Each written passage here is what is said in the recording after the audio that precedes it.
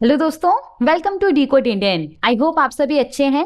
तो आज के इस लेक्चर में हम अक्टूबर मंथ के कुछ रिमेनिंग आरबीआई सर्कुलर्स को बहुत ही डिटेल वे में डिस्कस करने वाले हैं। उन आरबीआई सर्कुलर्स को हम यहाँ पे डिस्कस करेंगे जिसको कि हम लेक्चर 1 में डिस्कस नहीं कर पाए थे। तो अक्टूबर मंथ के आरबीआई सर्कुलर्स का ये हमारा लेक्चर 2 है। चलिए शुरू करते हैं। अगर आपको इस पर्टिकुलर लेक्चर का पीडीएफ चाहिए होगा तो वो भी आपको मिल जाएगा। टेलीग्राम चैनल का लिंक डिस्क्रिप्शन बॉक्स में दिया गया है, वहां से जाकर के आप इस लेक्चर का और आने वाला जितना भी लेक्चर्स है उसका पीडीएफ डाउनलोड कर सकते हैं। ओके, देखिए आगे बढ़ने से पहले हमने सभी तरह के बैंकिंग एग्जाम्स के लिए, चाहे वो बैंक प्रमोशनल एग्जाम हो गया या कॉम्पिटिटिव एग्जाम हो गया, हमने सभी तरह के बैंकिंग एग्जाम्स के लिए एक 200 रुपीज का कंप्रेहेंसिव पीडीएफ कोर्स लॉन्च किया है। उसका डिटेल्स यहाँ पे दिया गया है, आप चाहें तो पॉज करके पढ़ सकते हैं। इस पीडीएफ कोर्स के तहत हम आपको बैंकिंग नॉलेज, जो स्टैटिक बैंकिंग होता है वो प्रोवाइड करेंगे। आरबीआई सर्कुलर जनवरी टू दिसंबर मंथ तक का प्रोवाइड करेंगे। बैंकिंग एंड फाइनेंशियल अवेयरनेस जनवरी टू दिसंबर मंथ तक का, जितना भी इंपॉर्टेंट गवर्नमेंट स्कीम्स होता है वो, और इन सब के ऊपर 2500 plus easy to difficult level MCQs भी आपको प्रोवाइड किया जाएगा, जिसको सॉल्व करके आप अपने एग्जाम में ज्यादा से ज्यादा मार्क्स स्कोर कर सकते हैं। तो अगर आप में से कोई भी इंटरेस्टेड है तो ये हमारा व्हाट्सएप नंबर है, आप इस पे हमसे कांटेक्ट कर सकते हैं या फिर आप हमारे टेलीग्राम चैनल को रेफर कर सकते हैं। ओके, तो चलिए शुरू करते हैं और देखते हैं कि सबसे पहला सर्कुलर कौन सा है हमारे पास डिस्कशन के लिए।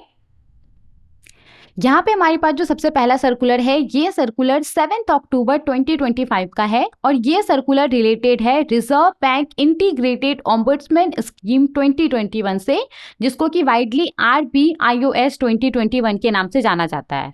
तो 2021 में रिजर्व बैंक ऑफ इंडिया ने पहले का जो 3 ऑम्बुड्समैन स्कीम था उसको मर्ज करके reserve bank integrated ombudsman scheme 2021 को लॉन्च किया। तो इस स्कीम के तहत होता क्या है, इस स्कीम के तहत कोई रेगुलेटेड एंटिटी है, कोई भी बैंक है, एनबीएफसी है, और उसका कोई कस्टमर है, और उस कस्टमर का ना बैंक या एनबीएफसी को लेकर के कुछ भी कंप्लेन है, कुछ भी शिकायत है, और उसने अपना कंप्लेन इनके पास लॉन्च किया और 30 दिन के अंदर बैंक ने उसके कंप्लेन के ऊपर कुछ भी रिस्पॉन्स नहीं किया, या फिर बैंक ने रिप्लाई किया भी तो उससे कस्टमर सेटिस्फाइड नहीं है, बैंक ने जो रिस्पॉन्स किया, जो कस्टमर है वो उससे सेटिस्फाइड नहीं है, तो इस केस में ये जो कस्टमर है ना, ये कस्टमर इस स्कीम के तहत, reserve bank integrated ombudsman scheme 2021 के तहत जो आरबीआई ऑम्बुड्समैन है, आरबीआई ऑम्बुड्समैन के पास कंप्लेन लॉन्च कर सकता है। ओके, नो किस तरह का कंप्लेन का हम यहाँ पे बात कर रहे हैं, जैसे कि मान लीजिए बैंक ने पेनल्टी के तौर पे कस्टमर के बैंक अकाउंट से बहुत ज़्यादा पैसा डिडक्ट कर लिया, कस्टमर ने एनईएफटी, आरटीजीएस, आईएमपीएस के थ्रू किसी को पैसा भेजा, अब कस्टमर के बैंक अकाउंट से पैसा डेबिट हो गया, लेकिन सामने वाले के बैंक अकाउंट में, जिसको भी पैसा उसने भेजा था उसके बैंक अकाउंट में पैसा गया ही नहीं है। एटीएम रिलेटेड जो इश्यूज होता है, कस्टमर एटीएम गया, एटीएम से जा करके उसने कैश विड्रॉ किया, अब उसके बैंक अकाउंट से तो पैसा डेबिट हो गया है, लेकिन एटीएम से कैश डिस्पेंस ही नहीं हुआ, एटीएम से कैश बाहर ही नहीं आया हो। तो इस तरीके का जो इश्यूज होता है उसको पहले कस्टमर ने अपने रेगुलेटेड एंटिटी, अपने बैंक, अपने एनबीएफसी के पास लॉन्च किया, और बैंक ने, एनबीएफसी ने 30 दिन के अंदर कुछ भी रिप्लाई नहीं किया, अगर या फिर रिप्लाई किया भी तो कस्टमर उससे सेटिस्फाइड नहीं है, तो इस केस में जो कस्टमर है ना, कस्टमर इस स्कीम के तहत आरबीआई ओम्बुड्समैन के पास कंप्लेन लॉन्च कर सकता है। ओके, समझ में आ गया, एक ओवरव्यू मिल गया। तो इस स्कीम को लेकर के क्या फैसला लिया गया उसको तो हम देखने ही वाले हैं, लेकिन उससे पहले इस स्कीम से रिलेटेड जो भी इंपॉर्टेंट पॉइंट्स है जिसके ऊपर आपसे एग्जाम में क्वेश्चन पूछा जा सकता है, या फिर एज अ बैंकिंग एस्पिरेंट और बैंकर आपके लिए वो पॉइंट जानना जरूरी है, तो उसको हम थोड़ा सा डिस्कस कर लेते हैं। उसके बाद वापस से हम अपने सर्कुलर के ऊपर आएंगे कि इस स्कीम को लेकर के क्या फैसला लिया गया है। ओके, देखिए 2021 से पहले क्या था ना, बैंक के लिए अलग ऑम्बुड्समैन स्कीम था, the banking ombudsman scheme 2006। NBFCs के लिए अलग ऑम्बुड्समैन स्कीम था, the ombudsman scheme for non banking financial companies 2018, और डिजिटल पेमेंट कंपनीज के लिए अलग ऑम्बुड्समैन स्कीम था, the ombudsman scheme for digital transactions 2019। तो 2021 में रिजर्व बैंक ऑफ इंडिया ने इन तीनों ही स्कीम को मर्ज करके एक सिंगल स्कीम लॉन्च किया, the reserve bank integrated ombudsman scheme 2021। और ये जो स्कीम है ना, ये स्कीम 12 नवंबर 2021 से इफेक्टिव भी हो गया है। तो ये इंपॉर्टेंट है, ये स्कीम कब से इफेक्टिव हो गया है, 12 नवंबर 2021 से। तो अब इस स्कीम के तहत क्या होता है, banks, NBFC, digital payment companies, इन सब के अगेंस्ट में जो भी कंप्लेन रहता है उसको ये एक सिंगल स्कीम के तहत हैंडल किया जाता है। ओके, 2021 से पहले क्या था, बैंक के लिए अलग था, एनबीएफसीज के लिए अलग था, डिजिटल पेमेंट कंपनीज के लिए अलग था। 2021 में रिजर्व बैंक ऑफ इंडिया ने इन तीनों ही स्कीम को मर्ज करके एक सिंगल स्कीम को लॉन्च किया, reserve bank integrated ombudsman scheme 2021। तो अब bank, NBFCs, digital payment companies के अगेंस्ट में जो भी कंप्लेन रहता है उसको एक सिंगल स्कीम के तहत, इस स्कीम के तहत, एक सिंगल स्कीम के तहत उसको हैंडल किया जाता है। और कब से इफेक्टिव हो गया है, तो 12 नवंबर 2021 से। ओके, तो ये डेट याद रखिएगा। अब देखिए ये जो स्कीम है ना, इस स्कीम को रिजर्व बैंक का जो consumer education and protection department है, सीईपीडी, उसके द्वारा एडमिनिस्ट्रेट किया जाता है, उसके द्वारा रन किया जाता है पूरे देश भर के अंदर जो 24 ऑम्बुड्समैन ऑफिसेस है उसके थ्रू। नाउ इस स्कीम के तहत होता क्या है, देखिए इस स्कीम के तहत क्या होता है ना कि कोई कस्टमर है, कोई रेगुलेटेड एंटिटी है, बैंक है, एनबीएफसी है, उसका कोई कस्टमर है और उसका कुछ कंप्लेन है डेफिशिएंसी इन सर्विस को लेकर के। मतलब कि रेगुलेटेड एंटिटी के द्वारा, बैंक के द्वारा जो सर्विस उसको प्रोवाइड किया गया है उसके पुअर क्वालिटी को लेकर के, उसमें कुछ कमी को लेकर के उसका कुछ कंप्लेन है और उस कंप्लेन को उसने अपने रेगुलेटेड एंटिटी के पास लॉन्च कर दिया। अब 30 दिन के अंदर रेगुलेटेड एंटिटी ने कस्टमर को कुछ भी रिप्लाई नहीं किया या फिर उसको कुछ रिप्लाई किया भी, रिजोल्यूशन प्रोवाइड किया भी, तो उससे कस्टमर सेटिस्फाइड नहीं है। तो इस केस में ना ये जो स्कीम है ना, ये स्कीम इस तरह के कंप्लेन को कॉस्ट फ्री रिजोल्यूशन प्रोवाइड करता है, बिना किसी भी तरह का पैसा लिए हुए इस स्कीम के तहत ऐसे कंप्लेन को रिजॉल्व किया जाता है। ओके,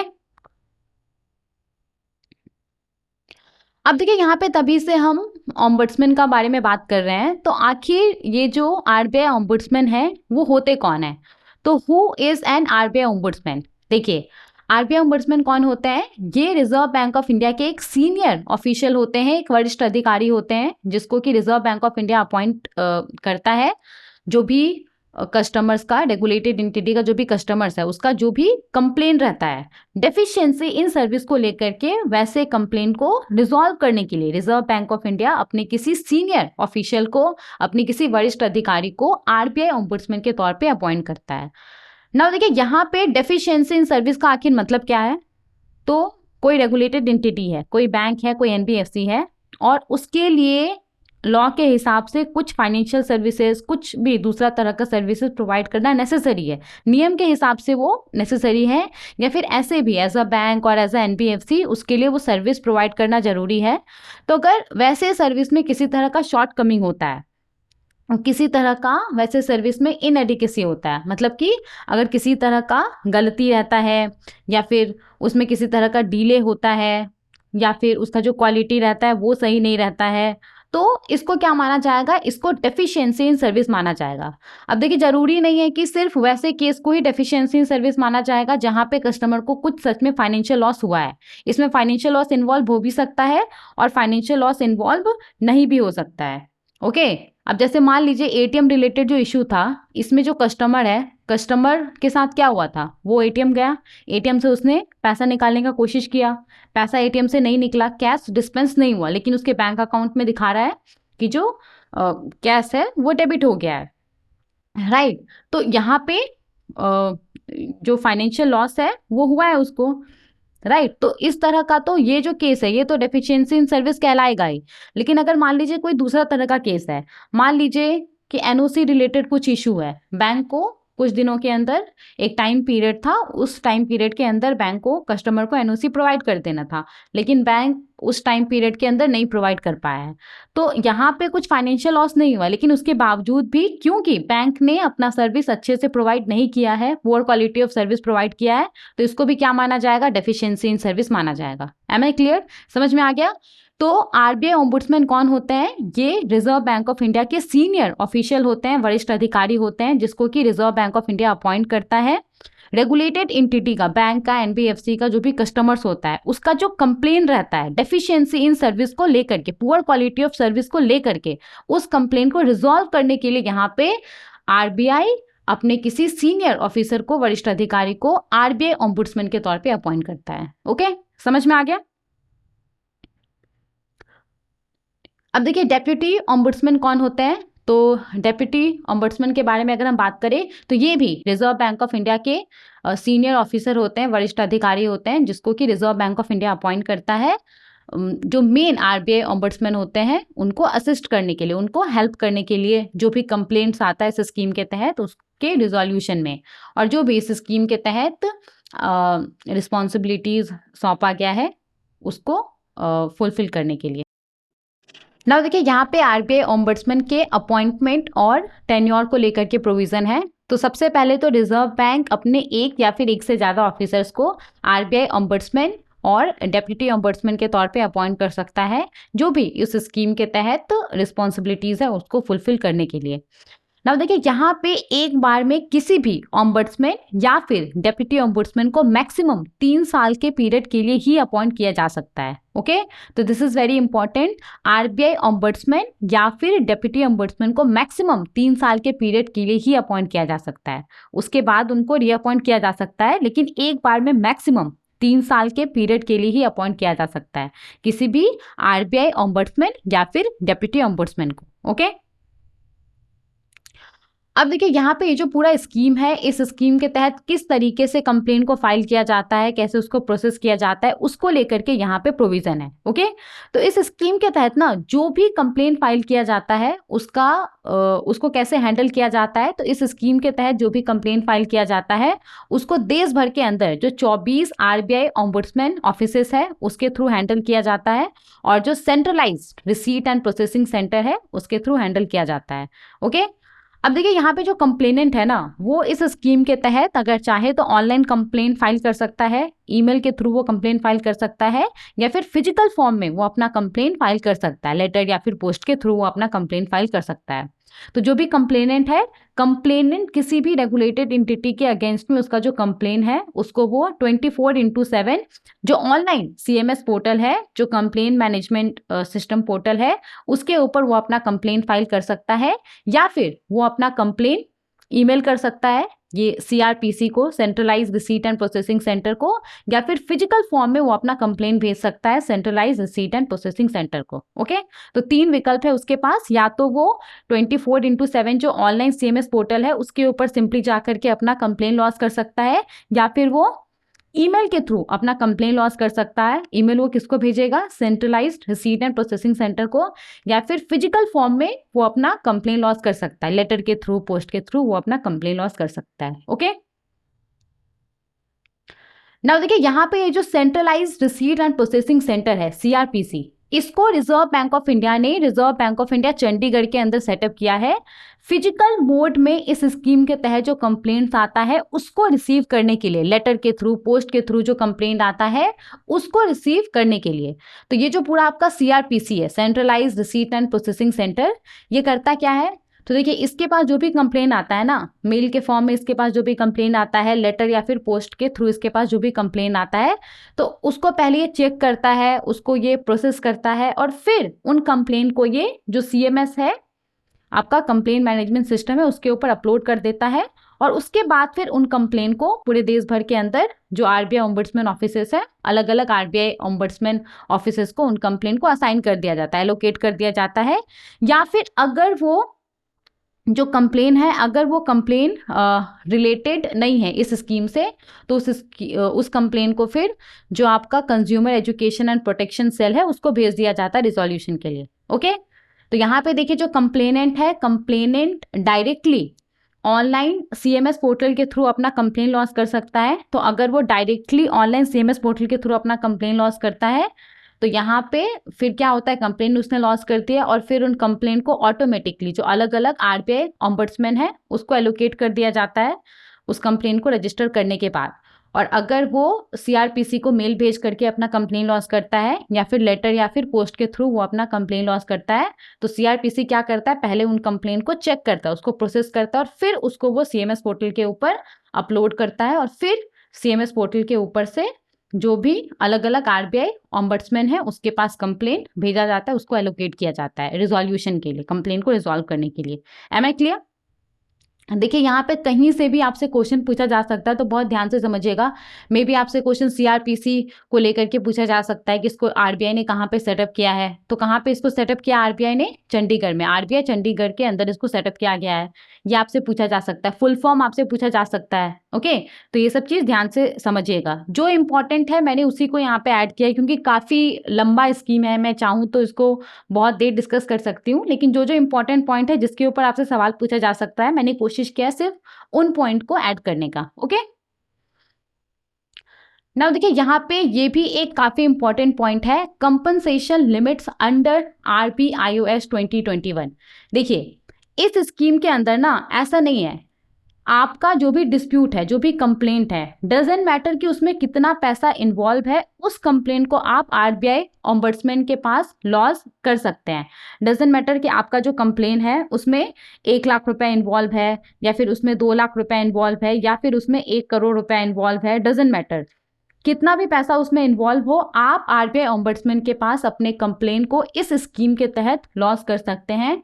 जो आरबीआई ओम्बड्समैन है वो किसी भी अमाउंट के लिए, XYZ किसी भी अमाउंट के लिए जो डिसीजन है वो ले सकता है। तो वही चीज यहाँ पे लिखा हुआ है, there is no limit on the amount in a dispute. Dispute में कितना पैसा इन्वॉल्व है इससे कुछ फर्क नहीं पड़ता। आप उस ऐसा नहीं है कि आपका जो भी कंप्लेंट है अगर उसमें 10 लाख रुपए से ज़्यादा इन्वॉल्व है तो उसको आप इस स्कीम के तहत आरबीआई ओम्बड्समैन के पास नहीं ले जा सकते, ऐसा नहीं है।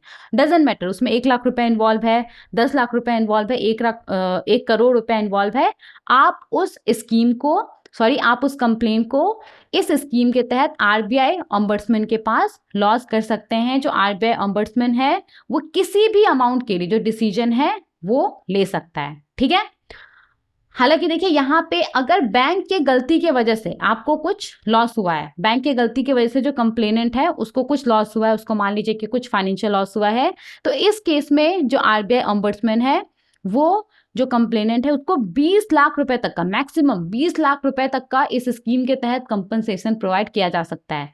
तो ये भी क्वेश्चन आपसे पूछा जा सकता है। ओके, तो बैंक के गलती की वजह से अगर कंप्लेनेंट को कुछ नुकसान हुआ है, कुछ फाइनेंशियल नुकसान हुआ है उसको मान लीजिए, तो इस स्कीम के तहत जो आरबीआई ओम्बड्समैन है वो कंप्लेनेंट को मैक्सिमम 20 लाख रुपए तक का कंपनसेशन प्रोवाइड कर सकता है। और इसके अलावा कंप्लेनेंट का जो टाइम बर्बाद हुआ है, जो भी उसको एक्सपेंसेस बियर करना पड़ा है, जो भी उसको हरेसमेंट हुआ है, जो भी मेंटल स्ट्रेस उसको फेस करना पड़ा है, तो इसके लिए वो जो आरबीआई ओम्बड्समैन है वो कंप्लेनेंट को 1 लाख रुपए तक का जो कंपनसेशन है वो प्रोवाइड कर सकता है। ओके, तो 3 पॉइंट है यहाँ पे, तीनों पॉइंट को अच्छे से समझिए। सबसे पहला पॉइंट क्या है कि कंप्लेन में कितना भी पैसा इन्वॉल्व हो सकता है उससे फर्क नहीं पड़ता है, आप उस कंप्लेन को इस स्कीम के तहत आरबीआई ओम्बड्समैन के पास लॉन्च कर सकते हैं।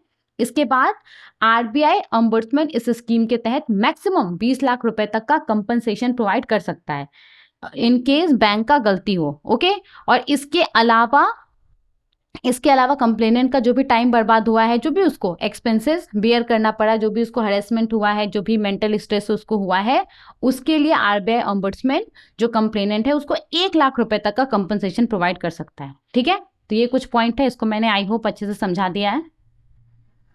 नाउ देखिए कब कोई पर्सन आरबीआई ओम्बड्समैन के पास अपना कंप्लेन लॉस कर सकता है, तो सबसे पहले तो उसका जो भी कंप्लेंट होगा, जो भी शिकायत होगा, वो उसको जो भी उसका रेगुलेटेड एंटिटी होगा उसके पास उसको लॉस करना होगा।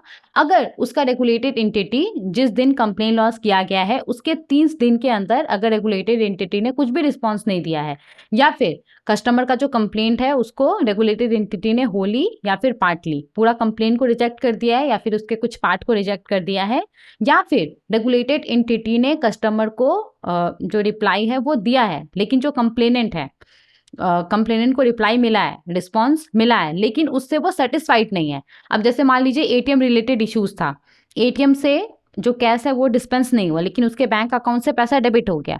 अब वो बैंक के पास जाकर के कंप्लेन कर रहा है, अब बैंक ने क्या बोल दिया कि इसमें हम कुछ नहीं कर सकते हैं, तो इट्स ऑब्वियस कि जो कंप्लेनेंट है वो सेटिस्फाइड नहीं होगा बैंक के रिस्पॉन्स से, राइट।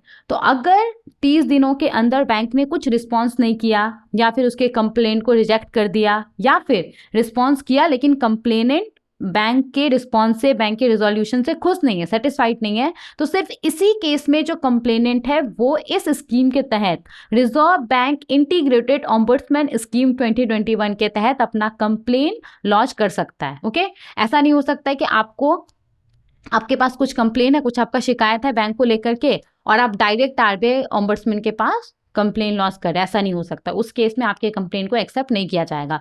पहले आपको आपका जो कंप्लेन है वो आपका जो बैंक है, जो एनबीएफसी है, जिसके भी अगेंस्ट में वो कंप्लेन है, पहले आपको उसके पास वो कंप्लेन लॉन्च करना होगा। अगर 30 दिन के अंदर कुछ रिस्पांस नहीं आता है या फिर आपके कंप्लेन को रिजेक्ट कर दिया जाता है या फिर आप रिस्पांस से, रेजोल्यूशन से खुश नहीं है, सिर्फ इसी केस में जो कंप्लेनेंट है वो इस स्कीम के तहत आरबीआई ऑम्बुड्समैन के पास कंप्लेन लॉन्च कर सकता है। ठीक है, आगे देखते हैं।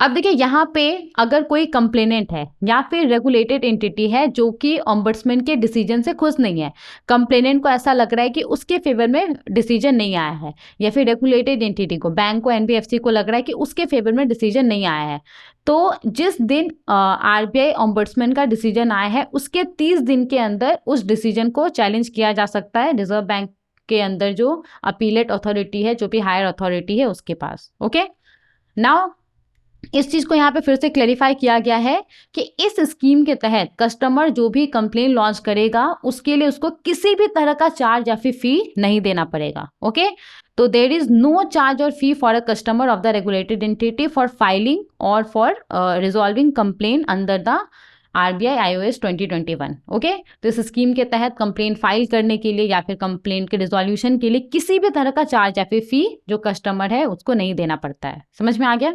आगे देखते हैं। अब देखिए यहाँ पे मोस्ट इंपॉर्टेंट, ये जो पूरा स्कीम है reserve bank integrated ombudsman scheme 2021, इस स्कीम के तहत कौन कौन सा रेगुलेटेड एंटिटीज कवर होता है, मतलब कि कौन कौन सा रेगुलेटेड एंटिटीज का जो कस्टमर है वो कस्टमर उस रेगुलेटेड एंटिटी के अगेंस्ट में जो आरबीआई ऑम्बुड्समैन है उसके पास कंप्लेन लॉन्च कर सकता है।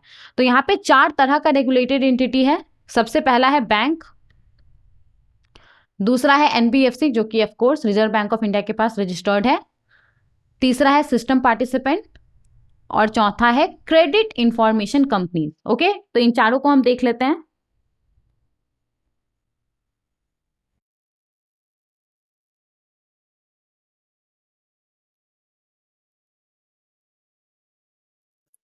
देखिए, तो बैंक्स में क्या, जितना भी कमर्शियल बैंक है वो including public sector bank, private sector bank, foreign banks, local areas bank, small finance bank, payments bank, regional rural bank, schedule primary urban cooperative bank और non schedule primary urban cooperative bank जिसका कि deposit size 50 crore और उससे ज़्यादा है पिछले financial year के audited balance sheet के हिसाब से। ओके, तो ये सब इस स्कीम के तहत रेगुलेटेड एंटिटी के तौर पे कवर्ड है।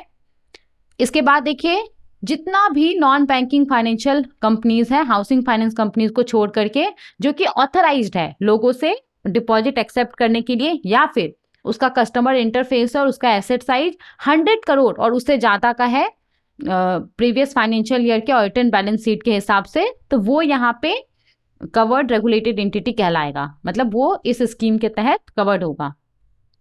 इसके बाद जितना भी सिस्टम पार्टिसिपेंट्स है, जितना भी पेमेंट सिस्टम पार्टिसिपेंट्स है, बैंक्स हो गया, नॉन बैंक्स हो गया, जिसको कि Reserve Bank of India regulate करता है, वो सब इस स्कीम के तहत कवर्ड है। जैसे कि आपका जो प्रीपेड पेमेंट इंस्ट्रूमेंट्स इशूअर्स होता है, जो आपका मान लीजिए पेटीएम है, जो अमेजॉन पे है, तो ये सब क्या है, प्रीपेड पेमेंट इंस्ट्रूमेंट इशूअर्स है, तो ये सब क्या कहलाएगा, ये सब आपका सिस्टम पार्टिसिपेंट कहलाएगा। इसके अलावा जो भी एंटिटी है जो कि इन सब मेथड का इस्तेमाल करके जो भी आपका पेमेंट है उसको फैसिलिटेट करता है, जैसे कि आपका एनईएफटी हो गया, आरटीजीएस हो गया, आईएमपीएस हो गया, यूपीआई हो गया, भारत बिल पेमेंट सिस्टम हो गया, भारत क्यूआर कोड हो गया, स्टार 99# मोबाइल ट्रांजैक्शन सर्विसेज हो गया, आधार इनेबल पेमेंट सिस्टम हो गया। तो ये सब, जैसे कि मान लीजिए बैंक है, ओके, बैंक है, तो बैंक यहाँ पे एनईएफटी, आरटीजीएस, आईएमपीएस, इन सब सिस्टम का इस्तेमाल करके, इन सब मेथड का इस्तेमाल करके जो पेमेंट है उसको फैसिलिटेट करता है, राइट। आपका फिर फ़ोन पे हो गया, गूगल पे हो गया, ये सब यूपीआई का इस्तेमाल करके जो ट्रांज़ैक्शंस है उसको फैसिलिटेट करता है। इसके बाद आपका भारत बिल पे के बारे में आपने सुना होगा, वो भारत बिल पेमेंट सिस्टम का इस्तेमाल करके जो पेमेंट होता है उसको फैसिलिटेट करता है। भारत क्यूआर कोड, *99# मोबाइल, जो आधार इनेबल पेमेंट सिस्टम का इस्तेमाल होता है। तो ये सब क्या है? ये सब सिस्टम पार्टिसिपेंट्स है, ओके? तो वैसा एंटिटीज़ जो कि प्रीपेड पेमेंट इंस्ट्रूमेंट इश्यू करता है, और वैसा एंटिटीज़ जो कि इन सब मेथड का इस्तेमाल करके जो भी ट्रांजैक्शंस है, जो भी पेमेंट है उसको फैसिलिटेट करता है, वो सब क्या हो गया आपका? पेमेंट सिस्टम पार्टिसिपेंट्स हो गया। बैंक्स, नॉन बैंक्स, इसमें तो सब आ गया। तो जितना भी पेमेंट सिस्टम पार्टिसिपेंट्स है जो कि रिजर्व बैंक ऑफ इंडिया के द्वारा रेगुलेटेड है, वो सब इस स्कीम के तहत कवर्ड है, ओके? इसके बाद देखिए यहाँ पे जितना भी क्रेडिट इंफॉर्मेशन कंपनीज है, जिसको कि कंपनीज एक्ट 2013 के अंदर डिफाइन किया गया है, और जिसको कि credit information companies regulation act 2005 के सेक्शन 5 सब सेक्शन 2 के तहत सर्टिफिकेट ऑफ रजिस्ट्रेशन प्रोवाइड किया गया है, वो सब इस स्कीम के तहत कवर्ड है। तो जो भी आपका हमारे देश के अंदर 4 अभी क्रेडिट इंफॉर्मेशन कंपनीज हैं, ट्रांस यूनियन सिविल हो गया, एक्सपीरियन हो गया, इक्विफैक्स हो गया, CRIF हाई मार्क हो गया, तो वो सब यहाँ पे इस स्कीम के तहत कवर्ड है, ठीक है? समझ में आ गया? तो reserve bank integrated ombudsman scheme 2021 के तहत जितना भी बैंक्स है वो सब कवर्ड है, जितना भी रजिस्टर्ड NBFCs है जो कि लोगों से डिपॉजिट एक्सेप्ट करता है या फिर जिसका कस्टमर इंटरफेस है और जिसका एसेट साइज 100 करोड़ इससे ज़्यादा है, वो कवर्ड है। जितना भी पेमेंट सिस्टम पार्टिसिपेंट्स है, बैंक्स, नॉन बैंक्स, वो सब कवर्ड है। और जितना भी क्रेडिट इंफॉर्मेशन कंपनीज है जिसको कि सर्टिफिकेट ऑफ रजिस्ट्रेशन प्रोवाइड किया गया है, credit information companies regulation act 2005 के सेक्शन 5 और सब सेक्शन 2 के तहत, तो वो सब यहाँ पे कवर्ड है, ओके? आगे देखते हैं। नाउ देखिए, अगर कोई कंप्लेनेंट है और उसको इस स्कीम के तहत RBI ओम्बड्समैन के पास कंप्लेन लॉन्च करना है, तो क्या क्या मिनिमम डिटेल्स है जो कि उसको प्रोवाइड करना होगा? तो कंप्लेनेंट को अपना नाम, एज, अपना जेंडर बताना होगा, पूरा उसको अपना postal address, personal email ID, mobile number देना होगा। जिस भी रेगुलेटेड एंटिटी के कोई रेगुलेटेड एंटिटी है उसके जिस भी ब्रांच या फिर ऑफिस के अगेंस्ट में उसका कंप्लेन होगा, उसका नाम और एड्रेस उसको प्रोवाइड करना होगा। इसके बाद यहाँ पे कंप्लीट फैक्ट उसको प्रोवाइड करना होगा कि आखिर क्या हुआ है। अगर कुछ ट्रांजैक्शन को लेकर के कुछ इशू है तो जो ट्रांजैक्शन डेट है, जो डिटेल्स है, वो उसको प्रोवाइड करना होगा। कंप्लेनेंट का account number, debit card, credit card number, अगर कुछ डेबिट कार्ड या फिर क्रेडिट कार्ड रिलेटेड इशूज है तो वो उसको प्रोवाइड करना होगा। इसके बाद रेगुलेटेड एंटिटी के पास कब उसने कंप्लेन लॉन्च किया था, क्या कंप्लेन उसने लॉन्च किया था, और यहाँ पे रिप्लाई अगर आया है तो क्या रिप्लाई आया है, ये सब उसको बताना होगा। इसके बाद कंप्लेनेंट को किस तरह का नुकसान हुआ है वो उसको बताना होगा, कि उसका समय का नुकसान हुआ है या फिर उसको पैसे का नुकसान हुआ है, ये उसको बताना होगा। इसके बाद यहाँ पे रिलीफ सॉट, वो चाहता क्या है, क्या उसका डिमांड है, वो उसको यहाँ पे बताना होगा। और उसको यहाँ पे एक डिक्लेरेशन देना होगा कि जो कंप्लेन वो फाइल कर रहा है वो कंप्लेन नॉन मेंटेनेबल नहीं है, मतलब कि ऐसा कंप्लेन नहीं है जो कि इस स्कीम के तहत एक्सेप्ट नहीं किया जा सकता है, ओके? तो ये सब यहाँ पे मिनिमम डिटेल्स है जिसके साथ ही कंप्लेनेंट इस स्कीम के तहत RBI ओम्बड्समैन के पास कंप्लेन लॉन्च कर सकता है। अब देखिए यहाँ पे किस तरह के कंप्लेंट्स को नॉन मेंटेनेबल कंप्लेंट्स के तौर पे क्लासिफाई किया गया है, मतलब कि ऐसे कंप्लेंट्स को इस स्कीम के तहत RBI ओम्बड्समैन एक्सेप्ट नहीं करेगा। तो सबसे पहला तो वैसा कंप्लेंट जिसको कि डायरेक्टली RBI ओम्बड्समैन के पास फाइल किया गया है, उसको पहले जो भी रेगुलेटेड एंटिटी है उसके पास फाइल नहीं किया गया है, डायरेक्टली उस कंप्लेंट को RBI ओम्बड्समैन के पास फाइल किया गया है, तो ऐसा कंप्लेन नॉन मेंटेनेबल कंप्लेन माना जाता है, इसको RBI ओम्बड्समैन एक्सेप्ट नहीं करेगा रिजोल्यूशन के लिए, ओके? इसके बाद देखिए वैसा कंप्लेन जिसको कि रेगुलेटेड एंटिटी के पास फाइल किया गया है लेकिन जो 30 दिन का पीरियड होता है वो खत्म नहीं हुआ है और उस कंप्लेन को RBI ओम्बड्समैन के पास लॉन्च कर दिया गया है। जैसे देखिए मान लीजिए 1 जनवरी को कंप्लेन फाइल किया गया है, ओके? तो नियम क्या है कि अगर 30 दिन के अंदर 31 जनवरी तक अगर कुछ भी रिप्लाई नहीं आता है या फिर रिप्लाई आता है उससे सेटिस्फाइड नहीं है तो जो कंप्लेनेंट है वो RBI ओम्बड्समैन के पास कंप्लेन लॉन्च कर सकता है, राइट? अब यहाँ पे मान लीजिए क्या हुआ है कि जो कंप्लेनेंट है उसने 1 जनवरी को कंप्लेन लॉन्च किया और उसने 30 दिन का वेट ही नहीं किया, 10 जनवरी को ही उसने आरबीआई ओम्बुड्समैन के पास कंप्लेन लॉन्च कर दिया। तो इस तरीके का कंप्लेन क्या माना जाएगा? नॉन मेंटेनेबल कंप्लेन माना जाएगा, इसको एक्सेप्ट नहीं किया जाएगा रिजोल्यूशन के लिए। ओके, इसके बाद देखिए वैसा कंप्लेन जो कि रेगुलेटेड एंटिटी के रिप्लाई आने के 1 साल के बाद किया गया है। मान लीजिए कि 1 जनवरी 2024 को रेगुलेटेड एंटिटी का रिप्लाई आया है, जो कस्टमर है उसने कुछ कंप्लेन किया था और उसका रिप्लाई आया है 1 जनवरी 2024 को। तो नियम क्या है ना कि इससे 1 साल के अंदर 1 जनवरी 2025 तक जो कस्टमर है, अगर वो रेगुलेटेड एंटिटी के रिप्लाई से सेटिस्फाइड नहीं है तो वो आरबीआई ओम्बुड्समैन के पास जाके कंप्लेन कर सकता है।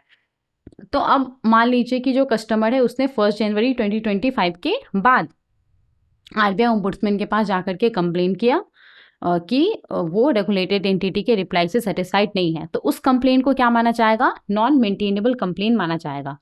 तो वैसा कंप्लेन जो कि रेगुलेटेड एंटिटी के रिप्लाई आने के 1 साल के बाद लॉन्च किया गया हो, वो कंप्लेन नॉन मेंटेनेबल माना जाएगा। या फिर वैसा केस में जहां पे रेगुलेटेड एंटिटी ने कुछ रिप्लाई ही नहीं किया है, तो जिस डेट को रेगुलेटेड एंटिटी के पास कस्टमर ने कंप्लेन लॉन्च किया, उस दिन से 1 साल 30 दिन के बाद अगर कंप्लेन लॉन्च किया जाता है आरबीआई ओम्बुड्समैन के पास, तो उसको नॉन मेंटेनेबल माना जाएगा। ये तो पहला वाला एग्जाम्पल हो गया। इस पॉइंट को लेकर के ये एग्जाम्पल हो गया ओके, कि अगर कंप्लेन रेगुलेटेड एंटिटी की तरफ से जो रिप्लाई आया है उसके 1 साल के बाद अगर फाइल किया जाता है तो वो नॉन मेंटेनेबल होगा, राइट। अब मान लीजिए वैसा केस जहाँ पे कोई रिप्लाई नहीं आया है, 1 जनवरी 2024 को कंप्लेन को लॉन्च किया गया, ठीक है, कंप्लेन को लॉन्च किया गया। अब यहाँ पे कोई भी रिप्लाई नहीं आया है, तो नियम क्या है ना कि 1 साल 30 दिन के अंदर 1 जनवरी 2025 1 ईयर हो गया प्लस 30 डेज, तो कितना हो गया? 31 जनवरी 2025, राइट। तो नियम ये है कि इस केस में अगर कोई रिप्लाई नहीं आता है तो इस केस में जिस दिन कंप्लेन लॉन्च किया गया है उससे 1 साल 30 दिन के अंदर ही आरबीआई ओम्बुड्समैन के पास जाया जा सकता है। अब मान लीजिए अगर इस डेट के बाद जो कंप्लेनेंट है वो आरबीआई ओम्बुड्समैन के पास जाता है तो उस कंप्लेन को नॉन मेंटेनेबल कंप्लेन माना जाएगा, ठीक है। तो ये पॉइंट याद रखिएगा, ये इंपॉर्टेंट पॉइंट है। अगर कोई कंप्लेनेंट है और उसने रेगुलेटेड एंटिटी के पास कंप्लेन लॉन्च किया है, तो जिस दिन रेगुलेटेड एंटिटी की तरफ से रिप्लाई आएगा उसके 1 साल के अंदर ही वो उस रेगुलेटेड एंटिटी के अगेंस्ट में आरबीआई ओम्बुड्समैन के पास कंप्लेन कर सकता है, ठीक है। और अगर कोई रिप्लाई नहीं आता है तो उसके जिस दिन उसने कंप्लेन फाइल किया है उससे 1 साल 30 दिन के अंदर ही वो उस रेगुलेटेड एंटिटी के अगेंस्ट में आरबीआई ओम्बुड्समैन के पास कंप्लेन कर सकता है। Okay, am I clear? अगर आपको कहीं पे भी कंफ्यूजन है तो आप एक बार पॉज करके इस रीड कर सकते हैं इसको, या फिर आप थोड़ा सा पीछे जाकर के फिर से सुन सकते हैं जो मैंने बोला, तो आई एम प्रीटी श्योर आपको समझ में आ जाएगा, ठीक है। तो इस तरह का कंप्लेंट हो गया। इसके बाद देखिए वैसा कंप्लेंट जो कि ऑलरेडी आरबीआई ओम्बुड्समैन के पास जो कंज्यूमर एजुकेशन प्रोटेक्शन सेल है उसके पास लॉज है और सिमिलर कंप्लेंट को लॉन्च किया जा रहा है सेम इशू के लिए, और यहाँ पे सेम रिलीफ के लिए उस कंप्लेन को लॉन्च किया जा रहा है, तो फिर वो कंप्लेन भी नॉन मेंटेनेबल कंप्लेन माना जाता है, ठीक है। इसके बाद देखिए वैसा कंप्लेन जो कि रेगुलेटेड एंटिटी के कमर्शियल डिसीजन को लेकर के है। अब आप किसी बैंक के पास गए लोन लेने के लिए, बैंक लोन कैसे देता है? आपका जो भी क्रेडिट रिपोर्ट है उसके आधार पे बैंक आपको लोन देता है, जो भी आपका क्रेडिट वॉर्थिनेस है उसके आधार पे बैंक आपको लोन देता है। अब आपका जो क्रेडिट रिपोर्ट है वो इतना अच्छा नहीं है, बैंक ने आपको लोन नहीं दिया, तो आप इसको लेकर के उस बैंक के अगेंस्ट में आरबीआई ओम्बुड्समैन के पास कंप्लेन नहीं कर सकते हैं, ठीक है। वो नॉन मेंटेनेबल कंप्लेन माना जाएगा। वैसा कंप्लेन जो कि किसी वेंडर और किसी रेगुलेटेड एंटिटी के बीच में है। इसके बाद वैसा कंप्लेन जो कि किसी दूसरे अथॉरिटीज़ को एड्रेस करता है, आरबीआई ओम्बुड्समैन को एड्रेस नहीं करता है। इसके बाद वैसा कंप्लेन जो कि रेगुलेटेड एंटिटी के मैनेजमेंट को लेकर के है कि बैंक का स्टाफ अच्छा नहीं है, ये सब को लेकर के, तो वो कंप्लेन भी नॉन मेंटेनेबल माना जाता है। इसके बाद देखिए वैसा कंप्लेन जो कि किसी ऐसे चीज़ को लेकर के है ना, किसी ऐसे एक्शन को लेकर के है जो कि रेगुलेटेड एंटिटी ने इसलिए किया, किसी लॉ के तहत कोई पुलिस ऑर्डर था या फिर कोई भी लॉ इन्फोर्सिंग अथॉरिटी है उसके तरफ से कुछ ऑर्डर आया था, और उसको ध्यान में रख करके जो रेगुलेटेड एंटिटी है, जो भी बैंक है जो भी बैंक है एनबीएफसी है उसने वो कदम उठाया, तो उस तरह का जो कंप्लेंट होगा वो भी नॉन मेंटेनेबल कंप्लेंट माना जाता है। ओके, इसके बाद यहाँ पे इसके बाद देखिए वैसा कंप्लेंट जो कि किसी ऐसे एंटिटी को लेकर के है जिसको कि Reserve Bank of India regulate नहीं करता है। ऐसा कंप्लेंट जो कि दो रेगुलेटेड एंटिटीज के बीच में डिस्प्यूट हुआ है उससे रिलेटेड है। ऐसा कंप्लेंट जो कि एम्प्लॉयर के बीच में डिस्प्यूट को लेकर के, तो ये सब कंप्लेंट नॉन मेंटेनेबल कंप्लेंट माना जाता है। इसके बाद एक वैसा कंप्लेन जो कि ऑलरेडी कोर्ट, ट्रिब्यूनल, आर्बिट्रेटर या फिर किसी भी दूसरे फोरम या अथॉरिटी में पेंडिंग है, तो उस तरह का कंप्लेन नॉन मेंटेनेबल कंप्लेन माना जाता है। वैसा कंप्लेन जो कि एब्यूजिव है, फेक है, टाइम वेस्टिंग है, वो सब कंप्लेन हो गया। इसके बाद वैसा कंप्लेन जो कि लिमिटेशन एक्ट 1963 के अंदर जो लिमिटेशन प्रिस्क्राइब्ड है, जो टाइम अलाउड है, उसके बाद फाइल किया गया है। तो ये सब जो कंप्लेन है, ये सब कंप्लेन नॉन मेंटेनेबल कंप्लेन माना जाता है। इसके बाद ऐसा कंप्लेन जो कि इनकम्प्लीट डिटेल्स के साथ फाइल किया गया है, वैसा कंप्लेन जो कि एडवोकेट के थ्रू फाइल किया गया है।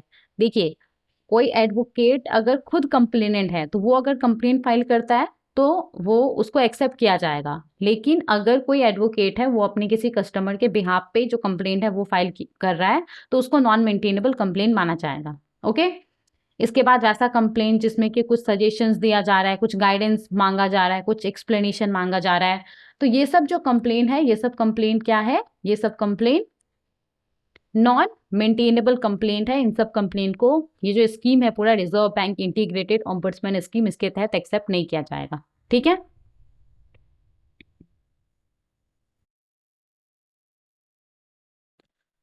तो हमने यहाँ पे क्या बात कर लिया, हमने यहाँ पे reserve bank integrated ombudsman scheme 2021 के बारे में बात कर लिया। जितना सारा भी इंपॉर्टेंट पॉइंट था मैंने कोशिश किया उन सबको कवर करने का, ताकि एग्जाम में कहीं से भी अगर आपसे क्वेश्चन पूछा जाए इस स्कीम के ऊपर तो आप उसका आंसर आसानी से दे सके। ओके, अब हम आते हैं अपने सर्कुलर के ऊपर कि सर्कुलर में इस स्कीम को लेकर के क्या फैसला लिया गया है। ओके, ये रहा हमारा सर्कुलर। तो देखिए, बैंकिंग रेगुलेशन एक्ट 1949 के सेक्शन 35A के तहत आरबीआई को जो पावर मिला हुआ है उसका इस्तेमाल करके, और यहाँ पे 5 अगस्त 2022 को जो एक सर्कुलर इशू किया गया था आरबीआई ओम्बुड्समैन स्कीम के ऊपर, तो उसमें कुछ मॉडिफिकेशन करके रिजर्व बैंक ऑफ इंडिया ने यहाँ पे अनाउंस किया है कि जो स्टेट कोऑपरेटिव बैंक है और जो सेंट्रल कोऑपरेटिव बैंक है, जिसको कि बैंकिंग रेगुलेशन एक्ट 1949 के अंदर डिफाइन किया गया है, तो रिजर्व बैंक ऑफ इंडिया ने यहाँ पे स्टेट कोऑपरेटिव बैंक और सेंट्रल कोऑपरेटिव बैंक को रेगुलेटेड एंटिटी के तौर पे बोला है रिजर्व बैंक ऑफ इंडिया ने कि अब स्टेट कोऑपरेटिव बैंक और सेंट्रल कोऑपरेटिव बैंक को रेगुलेटेड एंटिटी के तौर पे ट्रीट किया जाएगा reserve bank integrated ombudsman scheme 2021 के तहत। ओके, तो अब सिंपली यहाँ पे जो स्टेट कोऑपरेटिव बैंक है, जो सेंट्रल कोऑपरेटिव बैंक है, उसका जो कस्टमर्स है वो भी अब ये जो पूरा आपका reserve bank integrated ombudsman scheme 2021 है, इसके अंतर्गत जो आरबीआई ओम्बड्समैन है उसके पास कंप्लेन कर सकता है स्टेट कोऑपरेटिव बैंक और सेंट्रल कोऑपरेटिव बैंक के अगेंस्ट में। ठीक है, समझ में आ गया? तो यहाँ पे क्या फैसला लिया गया है, simply reserve Bank of India ने स्टेट कोऑपरेटिव बैंक और सेंट्रल कोऑपरेटिव बैंक को रेगुलेटेड एंटिटी के तौर पे अनाउंस कर दिया है reserve bank integrated ombudsman scheme 2021 के लिए। ठीक है, तो ये जो पूरा स्कीम है, ये scheme state cooperative bank, central cooperative bank के ऊपर एप्लीकेबल होगा, एक्सेप्ट अगर स्पेसिफिकली कहीं पे बोला गया है कि ये स्कीम उनके जो स्टेट कोऑपरेटिव बैंक है, सेंट्रल कोऑपरेटिव बैंक है, उसके ऊपर एप्लीकेबल नहीं होगा। वैसे अदरवाइज ये जो स्कीम है वो state cooperative bank, central cooperative bank के ऊपर एप्लीकेबल होगा। ओके, और ये जो नोटिफिकेशन है वो 1 नवंबर 2025 से इफेक्टिव हो गया है। तो अब यहाँ पे ये जो state cooperative bank central cooperative bank को ऐड कर दिया गया है, तो अब इस स्कीम के तहत कौन कौन सा रेगुलेटेड एंटिटीज कवर्ड है, तो देखिए यहाँ पे अगेन यहाँ पे 4 तरह का रेगुलेटेड एंटिटी कवर है, बैंक, एनबीएफसी, आपका सिस्टम पार्टिसिपेंट और क्रेडिट इंफॉर्मेशन कंपनीज, राइट। तो यहाँ देखिए बैंक में जितना भी कमर्शियल बैंक है वो, रीजनल रूरल बैंक्स है वो, और इन दोनों को यहाँ पे ऐड कर दिया गया है, स्टेट कोऑपरेटिव बैंक और सेंट्रल कोऑपरेटिव बैंक को यहाँ पे ऐड कर दिया गया है। तो state cooperative bank state level पे काम करता है और जो सेंट्रल कोऑपरेटिव बैंक है वो डिस्ट्रिक्ट लेवल पे काम करता है। जो भी आपका सेंट्रल कोऑपरेटिव बैंक होता है जो डिस्ट्रिक्ट लेवल पे काम करता है, तो ये बेसिकली करता क्या है, जो भी आपका ये स्टेट कोऑपरेटिव बैंक्स है और जो प्राइमरी एग्रीकल्चर क्रेडिट सोसाइटीज होता है उसके बीच में इंटरमीडिएट्स के तौर पे काम करता है। ठीक है, तो इस लिस्ट में इन दोनों को ऐड कर दिया गया है। तो जितना भी कमर्शियल बैंक है, RRBs है, स्टेट कोऑपरेटिव बैंक्स है, schedule urban primary schedule urban cooperative banks है, non schedule primary urban cooperative banks है जिसका डिपॉजिट साइज 50 करोड़ और इससे ज़्यादा है।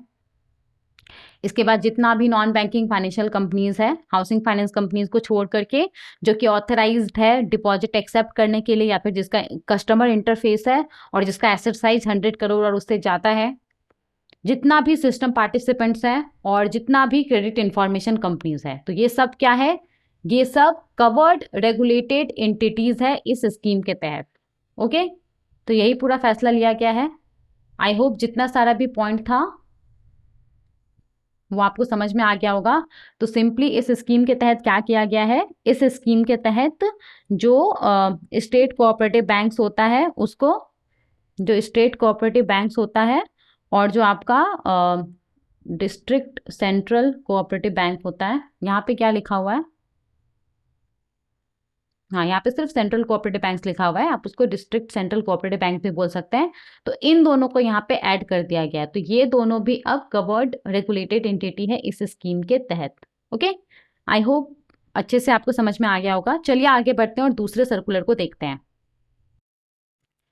देखिए यहाँ पे हमारे पास जो सर्कुलर है ये सर्कुलर 13 अक्टूबर 2025 का है और ये सर्कुलर में हम बात करने वाले हैं foreign exchange management borrowing and lending amendment regulations 2025। तो बेसिकली यहाँ पे रिजर्व बैंक ऑफ इंडिया ने फॉरेन एक्सचेंज मैनेजमेंट एक्ट 1999 के सेक्शन 47 और सेक्शन 6 सबसेक्शन 2 के तहत इसको जो पावर मिला हुआ है उसका इस्तेमाल करके रिजर्व बैंक ऑफ इंडिया ने 2018 का जो रेगुलेशन है, जो डायरेक्शन है foreign exchange management borrowing and lending regulation, उसके अंदर अमेंडमेंट लाया है। तो ये जो 2018 का रेगुलेशन है ना, इसमें बेसिकली क्या बोला गया है, ये बेसिकली रिलेटेड है कि कैसे जो पर्सन रेसिडेंट इन इंडिया है, जो पर्सन रेसिडेंट इन इंडिया है वो किस तरीके से, जैसे कि यहाँ पे क्या हो गया, हमारा ऑथराइज्ड डीलर बैंक हो गया, जो भी हमारे देश के अंदर NBFCs है, जो भी रेसिडेंट इंडिविजुअल्स है, वो सब क्या हो गया आपका पर्सन रेसिडेंट इन इंडिया हो गया। तो इसमें बेसिकली बताया गया कि किस तरीके से जो पर्सन रेसिडेंट इन इंडिया है वो पर्सन रेसिडेंट आउटसाइड इंडिया से फॉरेन एक्सचेंज में फंड को बोरो कर सकता है, फंड को लेंड कर सकता है।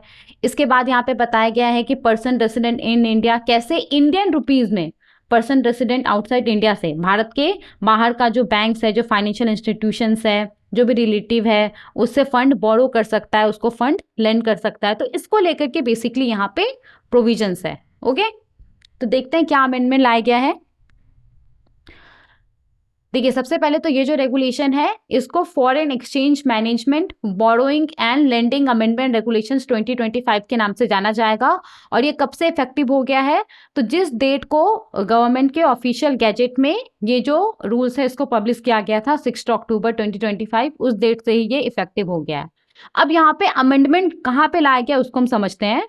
तो ये जो रेगुलेशंस है इसके अंदर जो रेगुलेशन 7 है उसके सब रेगुलेशन ए के क्लॉज 3 के बाद क्लॉज 4 को ऐड कर दिया गया है। डोंट वरी, ये सब आपको मेमोराइज करने की जरूरत नहीं है, मैं बस आप रिलेट कर सके इसीलिए मैं ये बता देती हूँ ये सब। ओके, और क्योंकि हम कंप्लीट सर्कुलर कवर करते हैं तो मैं कोशिश करती हूँ जितना भी पॉइंट है मैं उन सबको आपको पढ़ के बताऊँ। ओके, देखिए तो यहाँ पे क्या बोला गया, ये जो 2018 का डायरेक्शंस है इसके अंदर ये जो रेगुलेशन 7 है उसके अंदर अमेंडमेंट लाया गया है, राइट।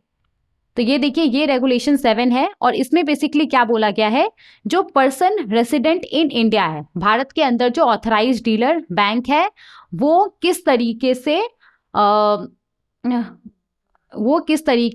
इंडियन रुपीज में जो पर्सन रेसिडेंट आउटसाइड इंडिया है उसको लोन्स प्रोवाइड कर सकता है, उसको लेंड कर सकता है, उसको लेकर के यहाँ पे प्रोविजन है। तो सबसे पहले यहाँ पे बताया गया है कि जो हमारे देश के अंदर ऑथराइज्ड डीलर बैंक है वो किस तरीके से इंडियन रुपीज में लोन्स प्रोवाइड कर सकता है अ पर्सन रेसिडेंट आउटसाइड इंडिया को।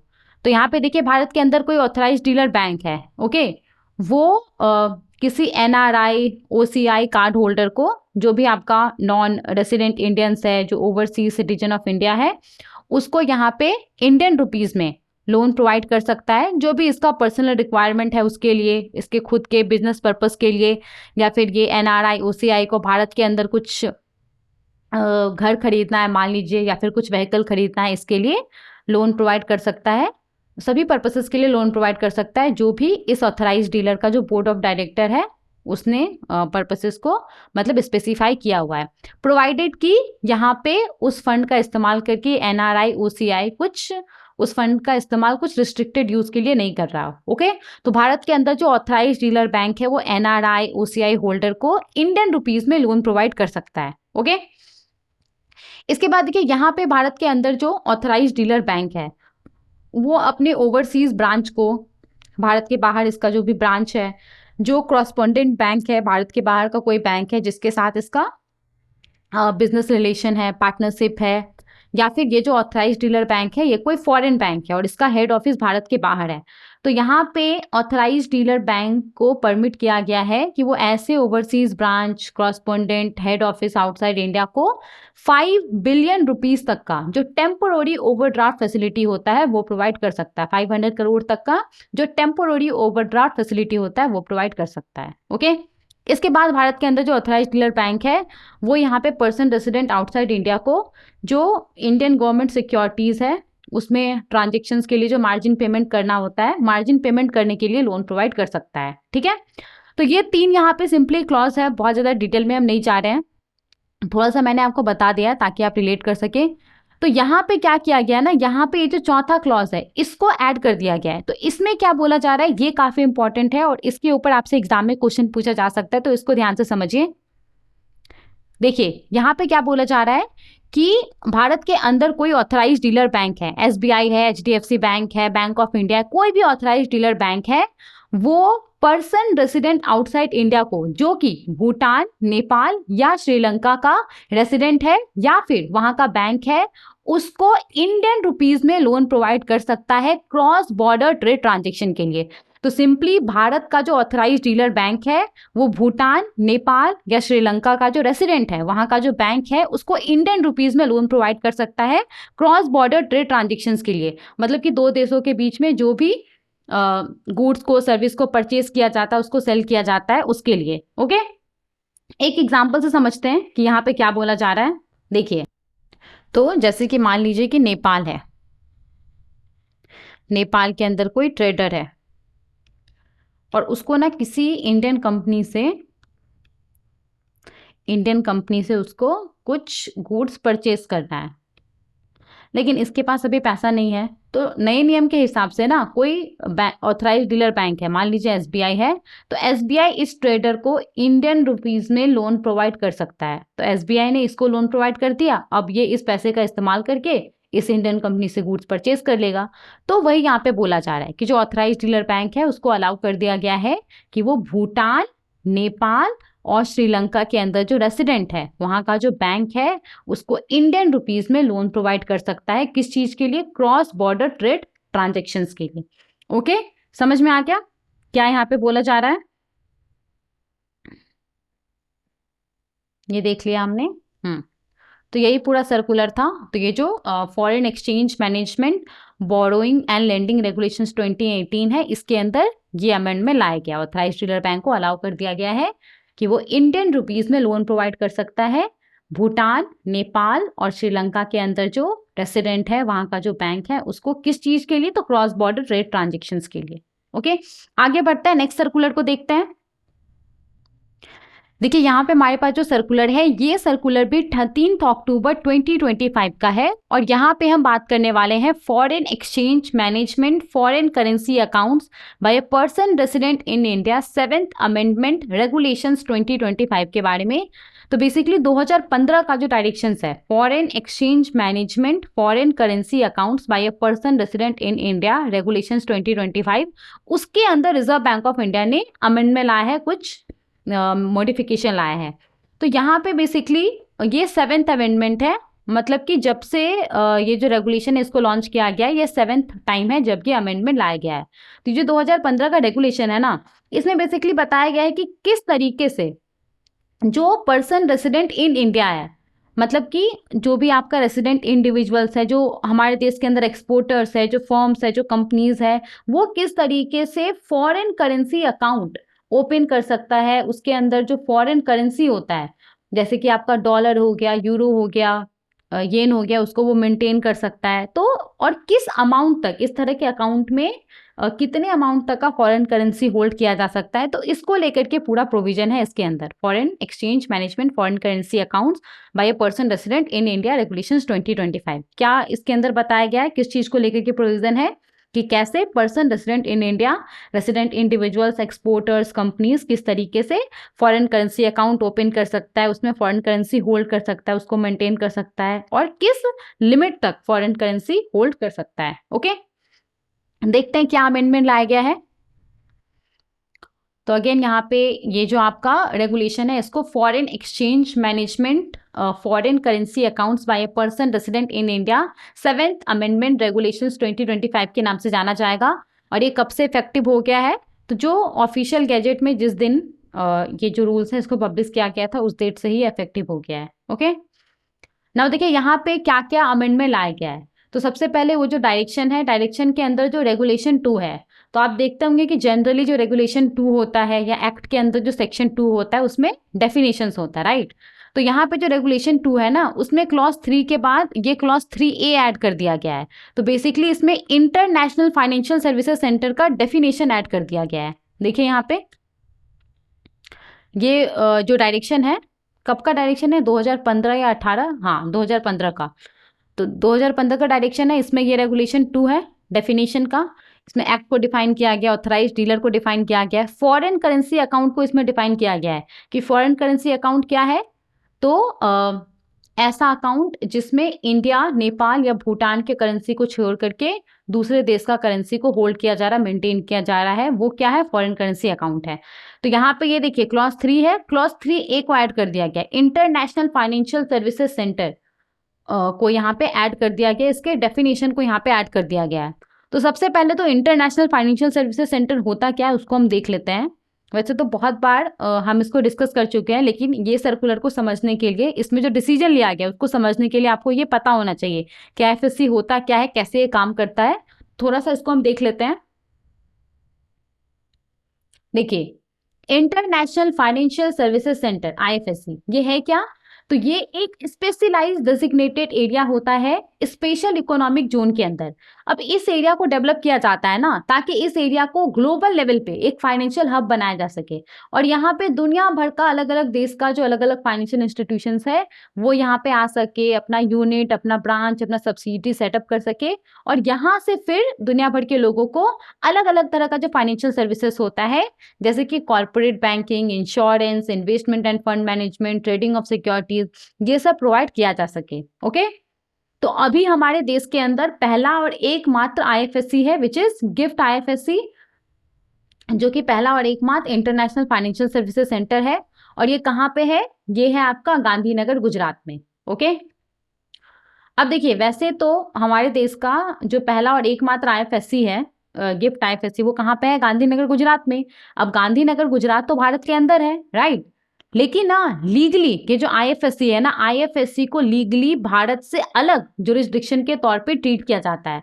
मतलब कि मान लीजिए कि IFSC के अंदर कोई म्यूचुअल फंड है और उस म्यूचुअल फंड के यूनिट में आपने इन्वेस्टमेंट किया है, तो उसको कैसा माना जाएगा, उसको माना जाएगा कि आपने मतलब भारत के बाहर इन्वेस्टमेंट किया, ये आपका फॉरेन इन्वेस्टमेंट है, ऐसा उसको माना जाएगा। और यहाँ से जो भी फाइनेंशियल सर्विसेज प्रोवाइड किया जाता है वो फॉरेन करेंसी में प्रोवाइड किया जाता है, ठीक है। तो भले ही जो गांधीनगर गुजरात है वो हमारे देश के अंदर है, लेकिन उसके बावजूद जो IFSC है, IFSC को भारत से अलग जुरिस्डिक्शन के तौर पे ट्रीट किया जाता है। याद रहेगा, ये पॉइंट काफी इंपॉर्टेंट है, तभी आपको ये सर्कुलर समझ में आएगा, ठीक है।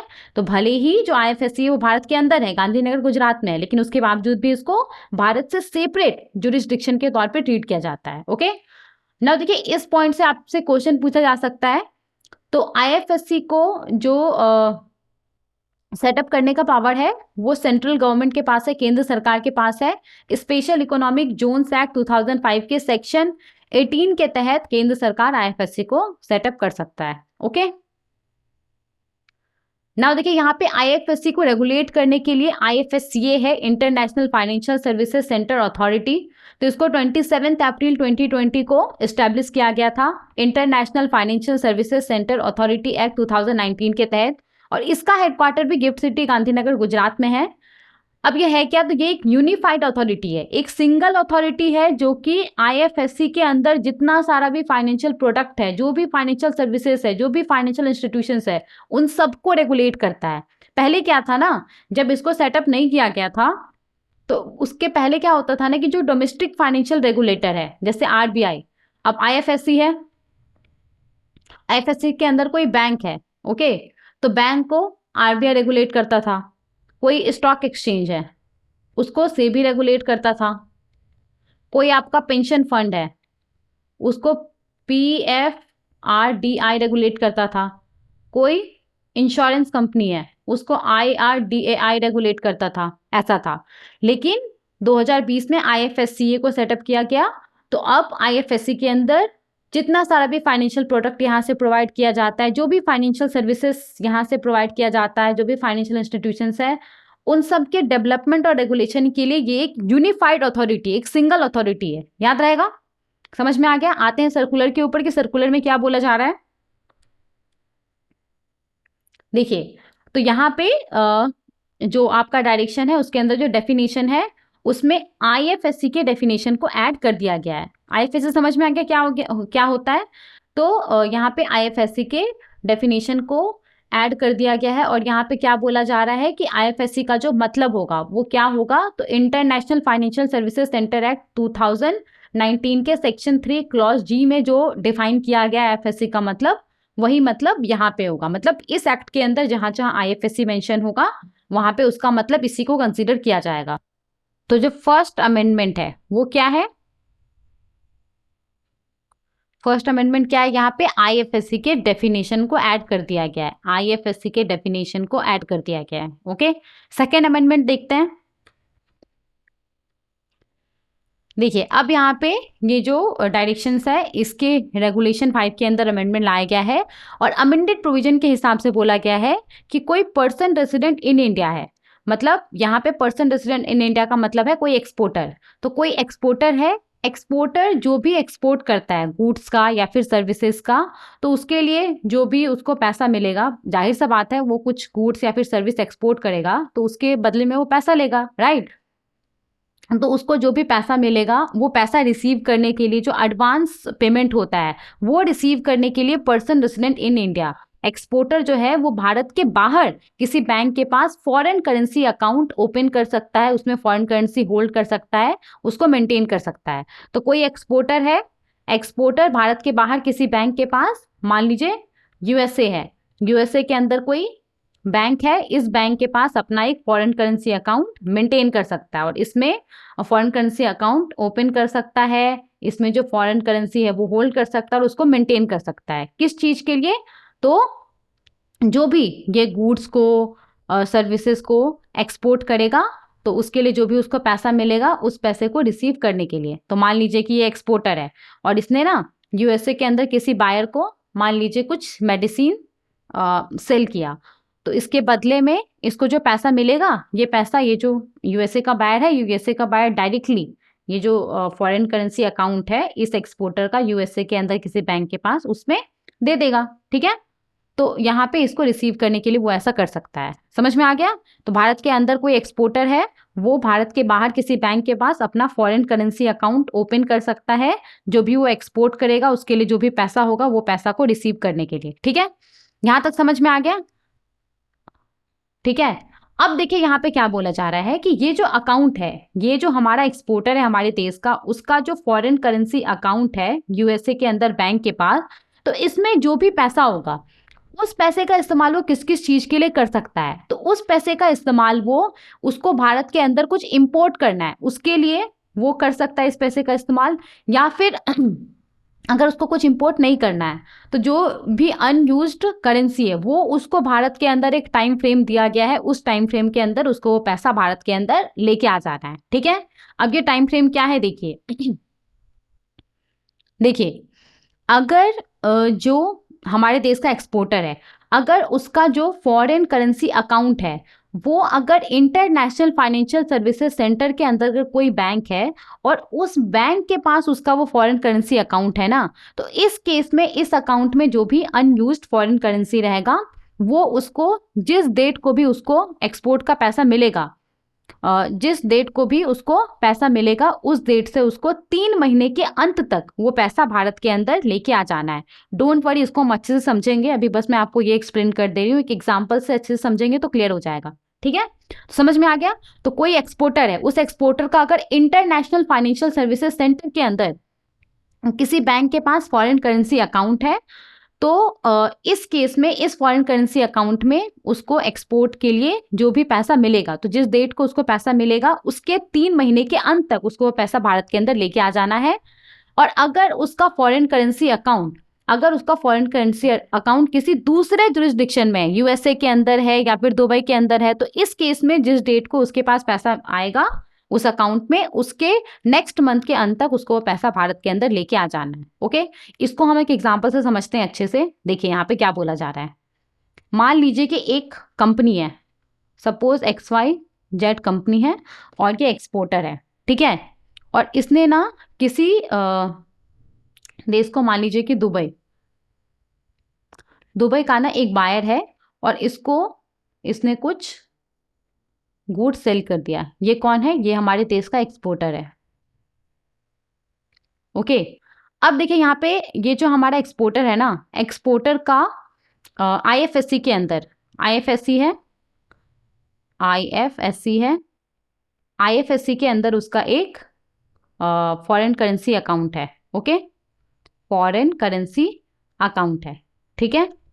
अब क्या होता है, ये एक्सपोर्टर है, ये एक्सपोर्टर ने दुबई के एक बायर को गुड्स सेल किया और इसके बदले में मान लीजिए कि इसको कितना मिलता है, सपोज $1 लाख मिलता है। ठीक है, इसको $1 लाख मिलता है। तो ये जो दुबई का बायर है ना, ये दुबई का बायर ये $1 लाख इस एक्सपोर्टर का IFSC के अंदर जो फॉरेन करेंसी अकाउंट है उसमें भेज देता है। ठीक है, उसमें भेज दिया। अब यहाँ पे नियम क्या बोल रहा है उसको समझिए। नियम ये बोल रहा है कि इस अकाउंट में ये जो आपका $1 लाख आया है, एक्सपोर्टर ने एक्सपोर्ट किया है उसके लिए, तो इस पैसे का इस्तेमाल वो इंपोर्ट के लिए कर सकता है। अगर वो इस पैसे का इस्तेमाल इंपोर्ट के लिए नहीं करता है तो जिस डेट को इसके पास ये पैसा आया है उसके 3 महीने के अंत तक उसको ये पैसा वापस भारत के अंदर लेके आ जाना है। अब मान लीजिए कि इसको ये जो पैसा मिला है ना, वो मान लीजिए कि सपोज 10 नवंबर को मिला है, 10 नवंबर को मिला है। तो इस डेट से 3 महीने के अंत तक, तो 3 महीना क्या हो गया आपका, November to December, December to January, January to Feb, right.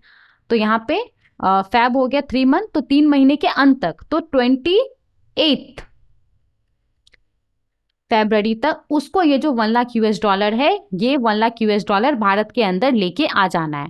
ठीक है, समझ में आ गया क्या बोला जा रहा है यहाँ पे।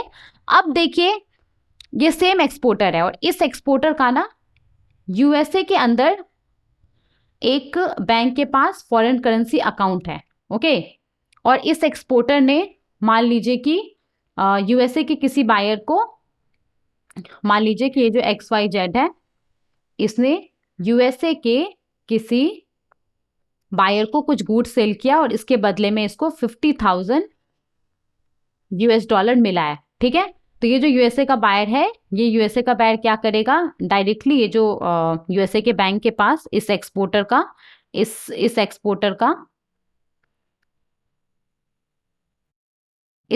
का FC अकाउंट है उसमें ये पैसा भेज देगा। ठीक है, $50,000 भेज देगा। हाँ, तो यहाँ पे ये जो एक्सपोर्टर है, ये एक्सपोर्टर इस पैसे का इस्तेमाल करके इंपोर्ट कर सकता है, या फिर जिस दिन इसको ये पैसा मिला है उसके नेक्स्ट मंथ के अंत तक, मान लीजिए 10 नवंबर को उसको ये पैसा मिला है, तो उसके नेक्स्ट मंथ क्या हो गया, दिसंबर, उसके अंत तक मतलब 31 दिसंबर तक उसको ये पैसा भारत के अंदर लेके आ जाना है। समझ में आ रहा है यहाँ पे क्या बोला जा रहा है। देखिए, तो जो भी एक्सपोर्टर है, एक्सपोर्टर भारत के बाहर किसी दूसरे देश में किसी बैंक के पास फॉरेन करेंसी अकाउंट ओपन कर सकता है, जो भी एक्सपोर्ट करेगा उसके लिए उसको जो भी पैसा मिलेगा उस पैसे को रिसीव करने के लिए। अब इस तरह के अकाउंट में जो पैसा है उसको वो किस किस चीज़ के लिए इस्तेमाल कर सकता है, तो इम्पोर्ट के लिए पैसे का इस्तेमाल कर सकता है। अगर इम्पोर्ट के लिए वो पैसे का इस्तेमाल नहीं करता है तो वो पैसा उसको एक टाइम फ्रेम के अंदर भारत के अंदर वापस लेकर के आ जाना है। क्यों? क्योंकि देखिए एक्सपोर्ट को हम जो इतना बढ़ावा देते हैं तो उसका एक उद्देश्य ये भी है कि हमारा जो फॉरेन एक्सचेंज रिजर्व है वो स्ट्रांग हो, राइट। अब एक्सपोर्ट आप कर रहे हैं, जो हमारे देश के अंदर एक्सपोर्टर है वो एक्सपोर्ट कर रहे हैं और वो फॉरेन करेंसी अर्न कर रहे हैं, लेकिन वो भारत के अंदर अगर ला ही नहीं पा रहे हैं तो फिर इससे कुछ बेनिफिट नहीं होगा, राइट। तो यहाँ पे इसीलिए बोला गया है कि जो भी एक्सपोर्टर का फॉरेन करेंसी अकाउंट है उसके अंदर जो भी फॉरेन करेंसी वो अर्न कर रहे हैं तो वो फॉरेन करेंसी को भारत के अंदर एक टाइम फ्रेम के अंदर लेके आ जाना है।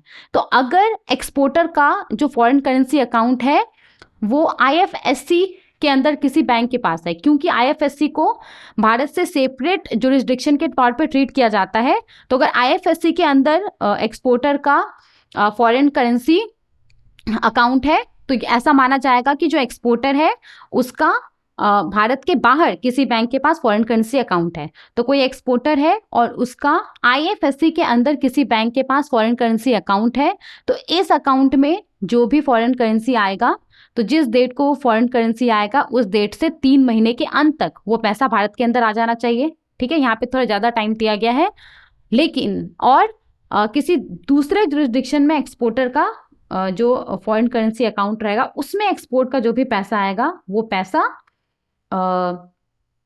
जिस डेट को आएगा उससे उसके नेक्स्ट मंथ के एंड तक आ जाना चाहिए। ठीक है, समझ में आ गया?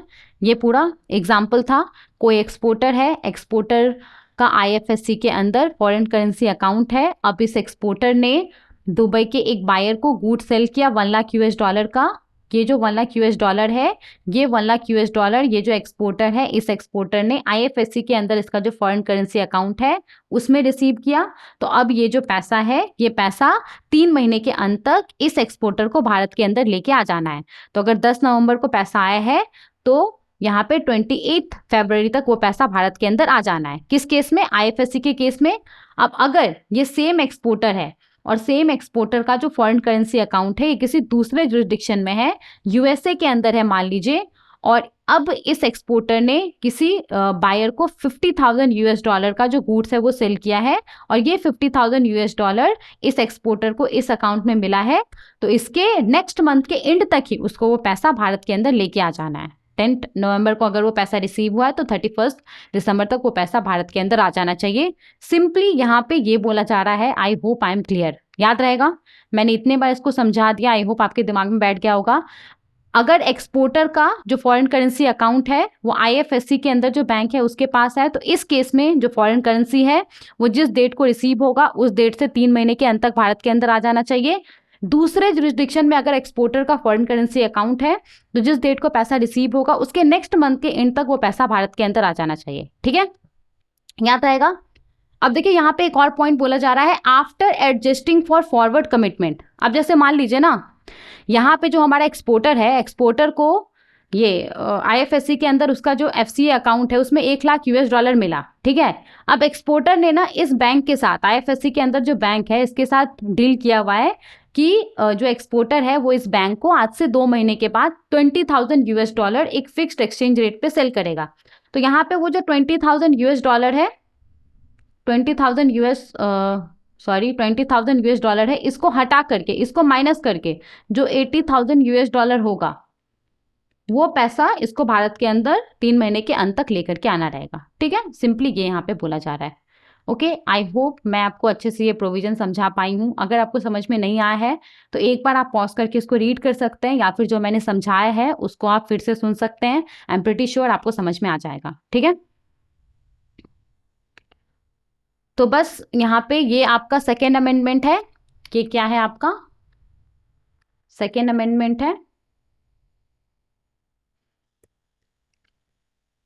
अब देखिए यहाँ पे जो रेगुलेशन 5 है उसके अंदर बेसिकली एक एक्सप्लेनेशन दे दिया गया है कि जो एक्सपोर्टर है ना, एक्सपोर्टर अलाउड है भारत के बाहर फॉरेन करेंसी अकाउंट ओपन करने के लिए। तो सेम उसी वे में एक्सपोर्टर अलाउड है इंटरनेशनल फाइनेंशियल सेंटर के अंदर फॉरेन करेंसी अकाउंट ओपन करने के लिए।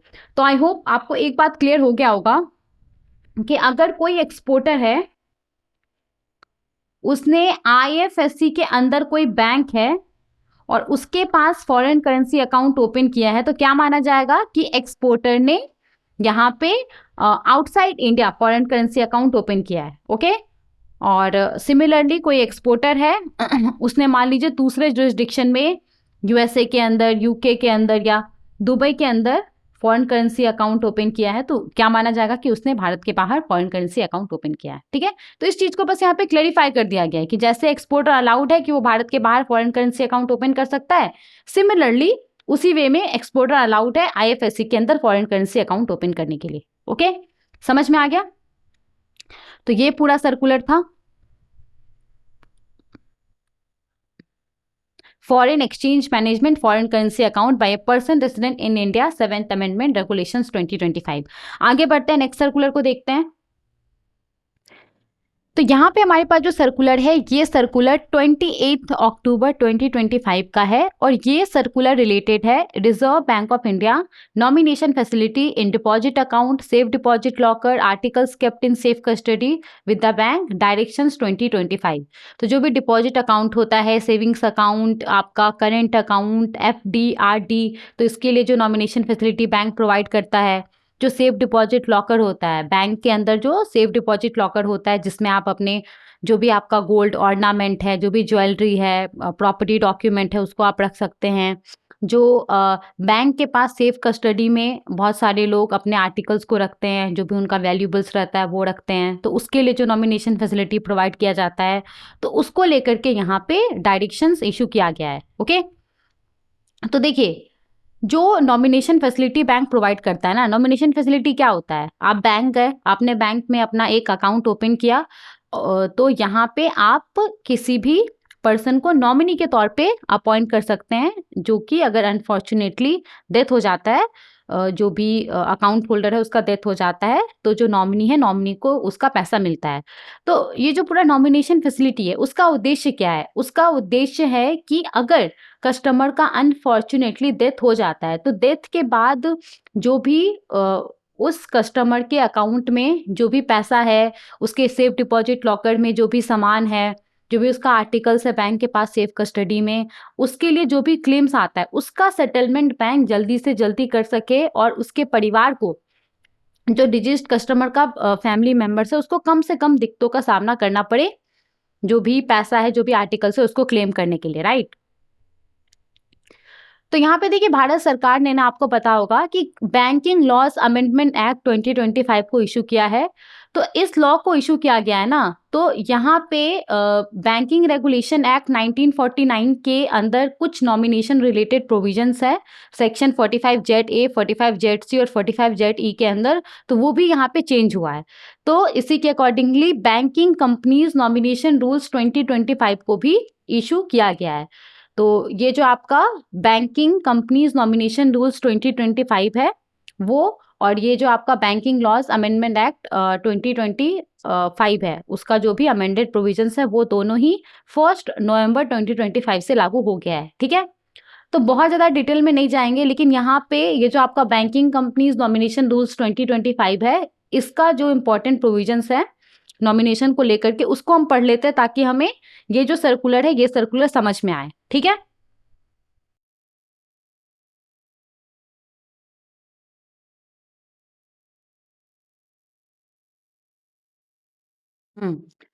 तो यहाँ पे पहले हम क्या देख लेते हैं, बैंकिंग कंपनीज नॉमिनेशन रूल्स 2025, जो कि कब से लागू हो चुका है, 1 नवंबर 2025 से लागू हो चुका है। तो इसको हम यहाँ पे देख लेते हैं। तो सबसे पहले तो जो डिपॉजिट अकाउंट होता है, जो आपका करेंट अकाउंट होता है, जो सेविंग अकाउंट होता है, जो एफडी होता है, आरडी होता है, उसके लिए जो बैंक नॉमिनेशन फैसिलिटी प्रोवाइड करता है, उसको लेकर के यहाँ पे प्रोविजन है। तो यहाँ पे सिंपली क्या बोला जा रहा है कि कोई एक सिंगल डिपॉजिटर है, कोई एक सिंगल अकाउंट होल्डर है, या फिर जॉइंट अकाउंट के केस में जॉइंट अकाउंट होल्डर है, वो एक या फिर एक से ज्यादा इंडिविजुअल्स को नॉमिनी के तौर पे अपॉइंट कर सकता है, लेकिन मैक्सिमम 4 इंडिविजुअल्स को नॉमिनी के तौर पे अपॉइंट कर सकता है। सिंपली कोई सिंगल या फिर joint account holder maximum 4 person को नॉमिनी के तौर पे अपॉइंट कर सकता है, ठीक है। मैक्सिमम 4 पर्सन को नॉमिनी के तौर पे अपॉइंट कर सकता है, या तो सक्सेसिवली वो अपॉइंट कर सकता है या तो साइमल्टेनियसली वो अपॉइंट कर सकता है, ठीक है। समझ में आ गया? पहला पॉइंट समझ में आ गया कि सिंगल या फिर जॉइंट अकाउंट होल्डर मैक्सिमम 4 लोग को नॉमिनी के तौर पे अपॉइंट कर सकता है। नाउ ये जो वो अपॉइंटमेंट करेगा, तो या तो वो सक्सेसिवली कर सकता है या तो वो साइमल्टेनियसली कर सकता है। अब इन दोनों का मतलब क्या होता है उसको हम समझ लेते हैं। देखिए, सक्सेसिवली का क्या मतलब है ना, कि यहाँ पे प्रायोरिटी दे करके जो नॉमिनी है उसको अपॉइंट किया जाएगा। जैसे कि मान लीजिए नॉमिनी 1 को अपॉइंट कर दिया गया, नॉमिनी 2 को अपॉइंट कर दिया गया, नॉमिनी 3 को अपॉइंट कर दिया गया। अब मान लीजिए कि जो अकाउंट होल्डर है उसका डेथ हो जाता है, ठीक है, और उसने ना 3 लोग को नॉमिनी के तौर पे अपॉइंट किया है, और उसने जो अपॉइंटमेंट किया है वो सक्सेसिवली किया है। नॉमिनी 1, नॉमिनी 2, नॉमिनी 3, मतलब प्रायोरिटी दे करके अपॉइंटमेंट किया है। तो इसका डेथ हो गया। मान लीजिए इसके बैंक अकाउंट में सपोज आपका 1 लाख रुपीज है, तो इसका डेथ हो गया। तो जो नॉमिनी 1 है वो अगर अवेलेबल रहेगा तो ये पैसा इसको मिल जाएगा। अब अगर नॉमिनी 1 का डेथ हो जाता है, मान लीजिए ये इसका अनफॉर्चुनेटली डेथ हो जाता है, तो इस केस में जो नॉमिनी 2 है उसको पैसा मिलेगा। ओके, अगर नॉमिनी 2 अवेलेबल नहीं रहता है तो जो नॉमिनी 3 है उसको यहाँ पे पैसा मिलेगा। ओके, तो इस तरीके से ये काम करता है। सक्सेसिवली का मतलब समझ में आ गया? यहाँ पे क्या बोला जा रहा है, मतलब प्रायोरिटी दे करके यहाँ पे अपॉइंटमेंट होता है। अकाउंट होल्डर था, अकाउंट होल्डर का डेथ हो गया, उसने सक्सेसिवली नॉमिनी को अपॉइंट किया था। नॉमिनी 1, नॉमिनी 2, नॉमिनी 3, 3 लोग को उसने सक्सेसिवली अपॉइंट किया था। उसके डेथ के बाद उसके बैंक अकाउंट में 1 लाख रुपीज था। तो अगर नॉमिनी 1 अवेलेबल रहेगा तो ये पैसा उसको मिल जाएगा, अगर ये अवेलेबल नहीं रहेगा तो ये पैसा नॉमिनी 2 को मिल जाएगा, नॉमिनी 2 अवेलेबल नहीं रहेगा तो ये पैसा नॉमिनी 3 को मिल जाएगा। ठीक है, समझ में आ गया क्या होता है? अब देखिए यहाँ पे जो साइमल्टेनियसली होता है इसका क्या मतलब होता है, तो इसका मतलब होता है ना कि जो अकाउंट होल्डर है ना वो एक साथ नॉमिनीज को अपॉइंट कर रहा है। यहाँ पे वो क्या कर रहा है, एक साथ वो नॉमिनीज को अपॉइंट कर रहा है। जैसे कि मान लीजिए नॉमिनी ए, नॉमिनी बी, नॉमिनी सी, उसको इसने एक साथ अपॉइंट कर दिया और तीनों के लिए एक शेयर डिसाइड कर दिया कि इसको 40% मिलेगा, इसको 40% मिलेगा और इसको 20% मिलेगा। ठीक है, तो मान लीजिए कि अकाउंट होल्डर है और उसका डेथ हो जाता है और उसके बैंक अकाउंट में 1 लाख रुपीज है, तो उसका डेथ हो गया। तो अब क्या होगा, 1 लाख में 40% इसका हो गया, मतलब 40,000 इसका, 40,000 इसका और 20,000 इसका। समझ में आ गया क्या होता है दोनों का मतलब? सक्सेसिवली का मतलब क्या होता है और साइमल्टेनियसली का क्या मतलब होता है? क्लियर हो गया? तो जो डिपॉजिट अकाउंट्स होता है उसके लिए जो नॉमिनेशन रूल है उसके हिसाब से कोई एक सिंगल अकाउंट होल्डर या फिर जॉइंट अकाउंट के केस में जो जॉइंट अकाउंट होल्डर है वो मैक्सिमम 4 लोग को नॉमिनी के तौर पे अपॉइंट कर सकता है, या तो वो सक्सेसिवली अपॉइंट कर सकता है या तो वो साइमल्टेनियसली अपॉइंट कर सकता है। Is this clear? और याद रखिएगा ये हम डिपॉजिट अकाउंट के बारे में बात कर रहे हैं। अब देखिए यहाँ पे जो आर्टिकल्स इन सेफ कस्टडी होता है, जो डिपॉजिटर्स अपना आर्टिकल्स को, अपना वैल्यूएबल्स को, जो भी ज्वेलरी वगैरह प्रॉपर्टी डॉक्यूमेंट रहता है उसको वो बैंक के पास जो सेफ कस्टडी में रखता है, तो उसको लेकर के यहाँ पे क्या नॉमिनेशन रूल है। तो सिमिलरली यहाँ पे भी जो डिपॉजिटर होता है आर्टिकल्स इन सेफ कस्टडी का, वो मैक्सिमम 4 लोगों को नॉमिनी के तौर पे अपॉइंट कर सकता है, लेकिन यहाँ पे 4 लोगों को वो सक्सेसिवली ही नॉमिनी के तौर पे अपॉइंट कर सकता है। मतलब उसको नॉमिनी 1, नॉमिनी 2, नॉमिनी 3 करके प्रायोरिटी दे करके उसको यहाँ पे अपॉइंटमेंट करना होगा। तो मान लीजिए कि कोई अकाउंट होल्डर है और उसका उसने मान लीजिए कि अपना कुछ इसका ऑर्नामेंट है, कुछ ज्वेलरी है, मान लीजिए कुछ गोल्ड है, इसने बैंक के सेफ कस्टडी में रखा हुआ है। अब इसका डेथ हो गया, तो डेथ के बाद ये जो गोल्ड है ये किसको मिलेगा? जो नॉमिनी 1 रहेगा उसको मिलेगा। अगर ये अवेलेबल नहीं है, इसका डेथ हो चुका है, तो नॉमिनी 2 को मिलेगा। अगर ये अवेलेबल नहीं है तो नॉमिनी 3 को मिलेगा। ठीक है, तो आर्टिकल्स इन सेफ कस्टडी के केस में जो डिपॉजिटर है वो मैक्सिमम 4 लोग को नॉमिनी के तौर पे अपॉइंट कर सकता है। कैसे? सक्सेसिवली। Is this clear? समझ में आ गया? अब देखिए यहाँ पे जो सेफ्टी लॉकर्स होता है, बैंक के अंदर जो सेफ्टी लॉकर्स होता है जिसमें जो लॉकर हायरर रहता है वो अपना जो भी इम्पोर्टेंट डॉक्यूमेंट्स रहता है, जो भी उसका ज्वेलरी वगैरह रहता है उसको रखता है। तो कोई इंडिविजुअल लॉकर हायरर है या फिर 2-3 लोगों ने मिल करके बैंक के अंदर जो सेफ्टी लॉकर होता है उसको हायर किया हुआ है। तो जो जॉइंट लॉकर हायरर है वो यहाँ पे वो भी सेम है, मैक्सिमम 4 लोग को वो नॉमिनी के तौर पे अपॉइंट कर सकता है। और कैसे अपॉइंट कर सकता है? सक्सेसिवली ही वो अपॉइंट कर सकता है। मतलब अगेन वही नॉमिनी 1, नॉमिनी 2, नॉमिनी 3 प्रायोरिटी दे करके वो अपॉइंट कर सकता है। ठीक है, समझ में आ गया? तो यहाँ पे ध्यान देने वाला बात क्या है कि डिपॉजिट अकाउंट के केस में सक्सेसिवली और साइमल्टेनियसली दोनों तरीके से नॉमिनी को अपॉइंट किया जा सकता है, लेकिन आर्टिकल्स इन सेफ कस्टडी और सेफ्टी लॉकर्स के केस में सिर्फ सक्सेसिवली ही नॉमिनी को अपॉइंट किया जा सकता है। याद रहेगा ये पॉइंट? समझ में आ गया? अब हम आते हैं अपने सर्कुलर के ऊपर कि सर्कुलर में क्या बोला जा रहा है। अब देखिए यहाँ पे क्या बोला जा रहा है कि जो बैंकिंग रेगुलेशन एक्ट 1949 का अमेंडेड प्रोविजंस है, जो ये आपका न्यू नॉमिनेशन रूल्स है, उसके हिसाब से आरबीआई का जो रेगुलेटरी इंस्ट्रक्शंस है उसको लाने के लिए जो एग्जिस्टिंग इंस्ट्रक्शंस है उसको यहाँ पे रिव्यू किया गया और उसके अंदर कुछ चेंजेस लाया गया है। ओके, तो ये सब कुछ जनरल चीजें हैं। सबसे पहले तो यहाँ पे जो डायरेक्शंस है उसको किस लिए इशू किया गया है? उसको इशू किया गया है एक रेगुलेटरी इंस्ट्रक्शंस प्रोवाइड करने के लिए, एक गाइडलाइंस बेसिकली बैंकों को प्रोवाइड करने के लिए कि बैंक किस तरीके से जो नॉमिनेशन फैसिलिटी होता है उसको इम्प्लीमेंट करेगा, जो इसके अंदर नॉमिनेशन रूल्स है उसको इम्प्लीमेंट करेगा। ठीक है, तो यहाँ पे रिजर्व बैंक ऑफ इंडिया ने बैंकिंग रेगुलेशन एक्ट 1949 के सेक्शन 35A के तहत इसको जो पावर मिला हुआ है उसका इस्तेमाल करके और कोऑपरेटिव बैंक के केस में सेक्शन 35A और सेक्शन 56 के तहत जो पावर मिला हुआ है उसका इस्तेमाल करके ये डायरेक्शंस इशू किया है। और इस डायरेक्शंस को reserve Bank of India nomination facility in deposit account, safe deposit lockers and articles kept in safe custody with the banks directions 2025 के नाम से जाना जाएगा। कब से इफेक्टिव हो गया है? तो 1 नवंबर 2025 से इफेक्टिव हो गया है। और ये जो डायरेक्शन है जितना सारा भी बैंक है सबके ऊपर एप्लीकेबल होगा। ओके, सबसे पहले यहाँ पे डेफिनेशंस दिया गया है।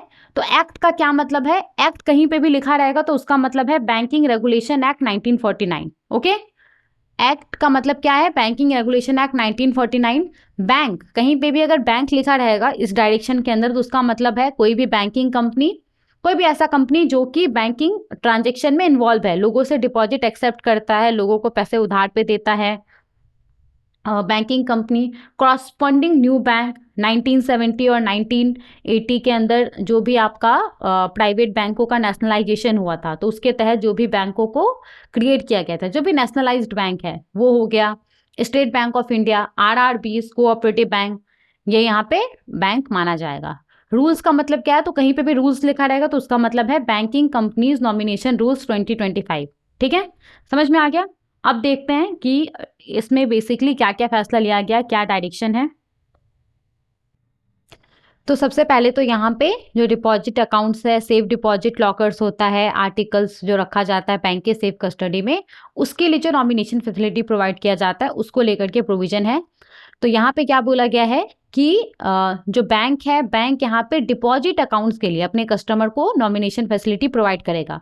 मतलब कि अगर आप बैंक जाते हैं और बैंक में जाकर के आप अगर अपना savings account, current account, FD या फिर आरडी ओपन करते हैं तो यहाँ पे बैंक आपको ऑप्शन प्रोवाइड करेगा कि आप मैक्सिमम 4 लोग को नॉमिनी के तौर पे अपॉइंट कर सकते हैं सक्सेसिवली या फिर आपका साइमल्टेनियसली। ओके, इसके बाद देखिए यहाँ पे क्या बोला जा रहा है, जो आपका सेफ डिपॉजिट लॉकर्स होता है, आर्टिकल्स जो रखा जाता है बैंक के सेफ कस्टडी में, तो यहाँ पे उसके लिए भी बैंक जो नॉमिनेशन फैसिलिटी है वो कस्टमर को, जो भी लॉकर हाइडर है, जो भी डिपॉजिटर है, उसको प्रोवाइड करेगा। तो इन दोनों के केस में क्या होगा? इन दोनों के केस में, इस केस में जो भी लॉकर हाइडर है और इस केस में जो भी डिपॉजिटर है आर्टिकल्स का, तो वो भी यहाँ पे मैक्सिमम 4 लोग को नॉमिनी के तौर पे अपॉइंट कर सकता है। लेकिन कैसे अपॉइंट कर सकता है? सक्सेसिवली ही अपॉइंट कर सकता है, साइमल्टेनियसली अपॉइंट नहीं कर सकता है। ठीक है ना? देखिए यहाँ पे ना एक चीज को क्लियर कर दिया गया है। क्या चीज को क्लियर किया गया है यहाँ पे? यहाँ पे जैसे कि मान लीजिए ना कि कोई इंडिविजुअल है, ओके, और उसने ना बैंक के अंदर और उसका कोई प्रोप्राइटरशिप बिजनेस है, मतलब कोई ऐसा बिजनेस है जिसको कि वो मतलब अकेले उस बिजनेस को वो रन कर रहा है, और वो इंडिविजुअल का किसी बैंक के अंदर ना उसका जो भी प्रोप्राइटरशिप बिजनेस है उसके लिए एक बैंक अकाउंट है, तो यहाँ पे इस केस में ना उस बैंक अकाउंट को ना इंडिविजुअल बैंक अकाउंट के तौर पे ट्रीट किया जाएगा और उस बैंक अकाउंट के लिए भी जो नॉमिनेशन फैसिलिटी है वो बैंक प्रोवाइड करेगा। कोई पर्सन है, ठीक है, मान लीजिए कोई पर्सन है और ये इसका कुछ खुद का बिजनेस है जिसको कि ये अकेले रन करता है और उस बिजनेस के लिए इसका ना एक बैंक के अंदर एसबीआई के अंदर इसका एक बैंक अकाउंट है। तो यहाँ पे सिंपली जो एसबीआई है ना, एसबीआई इस अकाउंट को ना इंडिविजुअल अकाउंट के तौर पे ही ट्रीट करेगा और यहाँ पे इस अकाउंट के लिए जो नॉमिनेशन फैसिलिटी होता है वो प्रोवाइड करेगा। मतलब ये जो पर्सन है, ये पर्सन इस अकाउंट के लिए भी मैक्सिमम 4 लोग को नॉमिनी के तौर पे अपॉइंट कर सकता है सक्सेसिवली या फिर यहाँ पे साइमल्टेनियसली। ओके, आगे देखते हैं। अब देखिए यहाँ पे क्या बोला जा रहा है, कोई कस्टमर है वो बैंक जाता है अकाउंट ओपन करने के लिए, तो बैंक यहाँ पे जो भी कस्टमर रहेगा उसको बताएगा नॉमिनेशन फैसिलिटी के बारे में कि देखिए जो नॉमिनेशन फैसिलिटी है वो हमारे पास अवेलेबल है, आप नॉमिनी को अपॉइंट कर सकते हैं। बैंक यहाँ पे उसको क्लियरली एक्सप्लेन करेगा कि नॉमिनेशन फैसिलिटी का क्या एडवांटेजेस होता है, कि अगर आप नॉमिनेशन फैसिलिटी को अवेल करेंगे, अगर आप अभी नॉमिनी को अपॉइंट कर देते हैं, उसको रजिस्टर कर देते हैं, तो अनफॉर्चुनेटली अगर अकाउंट होल्डर का डेथ होता है तो उस केस में फिर जो क्लेम प्रोसेस होता है वो काफ़ी ज़्यादा आसान हो जाता है। बैंक बहुत ही स्मूथली और बहुत ही जल्दी से जो पैसा है वो नॉमिनी को दे देता है बिना किसी लीगल कॉम्प्लिकेशंस के। तो ये सब सारा चीज़ें जो बैंक है वो जो भी प्रोस्पेक्टिव कस्टमर रहेगा, बैंक का होने वाला कस्टमर रहेगा, उसको बताएगा, ठीक है। लेकिन देखिए अगर नॉमिनेशन फैसिलिटी का सारा बेनिफिट बताने के बाद भी कोई कस्टमर को नॉमिनेशन फैसिलिटी अवेल नहीं करना होता है, तो यहाँ पे इस केस में बैंक फिर भी उस पर्टिकुलर कस्टमर के लिए जो डिपॉजिट अकाउंट है वो ओपन करेगा बिना किसी भी तरह का रिस्ट्रिक्शंस इंपोज किए हुए। आप बैंक जाते हैं, बैंक ने आपको सब कुछ बता दिया कि देखिए आप नॉमिनी को अपॉइंट करेंगे तो चीज़ें बहुत आसान हो जाएगा अगर अनफॉर्चुनेटली अकाउंट होल्डर का डेथ हो जाता है, लेकिन उसके बावजूद भी आप बोलते हैं कि नहीं मुझे नॉमिनी को अपॉइंट नहीं करना है, तो यहाँ पे बैंक उस केस में भी आपके लिए जो डिपॉजिट अकाउंट है वो ओपन करेगा बिना किसी भी तरह का रिस्ट्रिक्शंस इंपोज किए हुए। लेकिन यहाँ पे वो आपसे एक रिटन डिक्लेरेशन लेगा जिसमें कि बेसिकली वो कस्टमर से रिटन डिक्लेरेशन लेगा जिसमें कि कस्टमर ये बताएगा कि उसको नॉमिनेशन फैसिलिटी अवेल करने का जरूरत नहीं है, ठीक है। अब देखिए अगर वो कस्टमर ना रिटन डिक्लेरेशन देने से भी मना कर देता है तो इस चीज को भी बैंक यहाँ पे रिकॉर्ड करके रख लेगा कि इस कस्टमर ने रिटन डिक्लेरेशन देने से मना कर दिया था।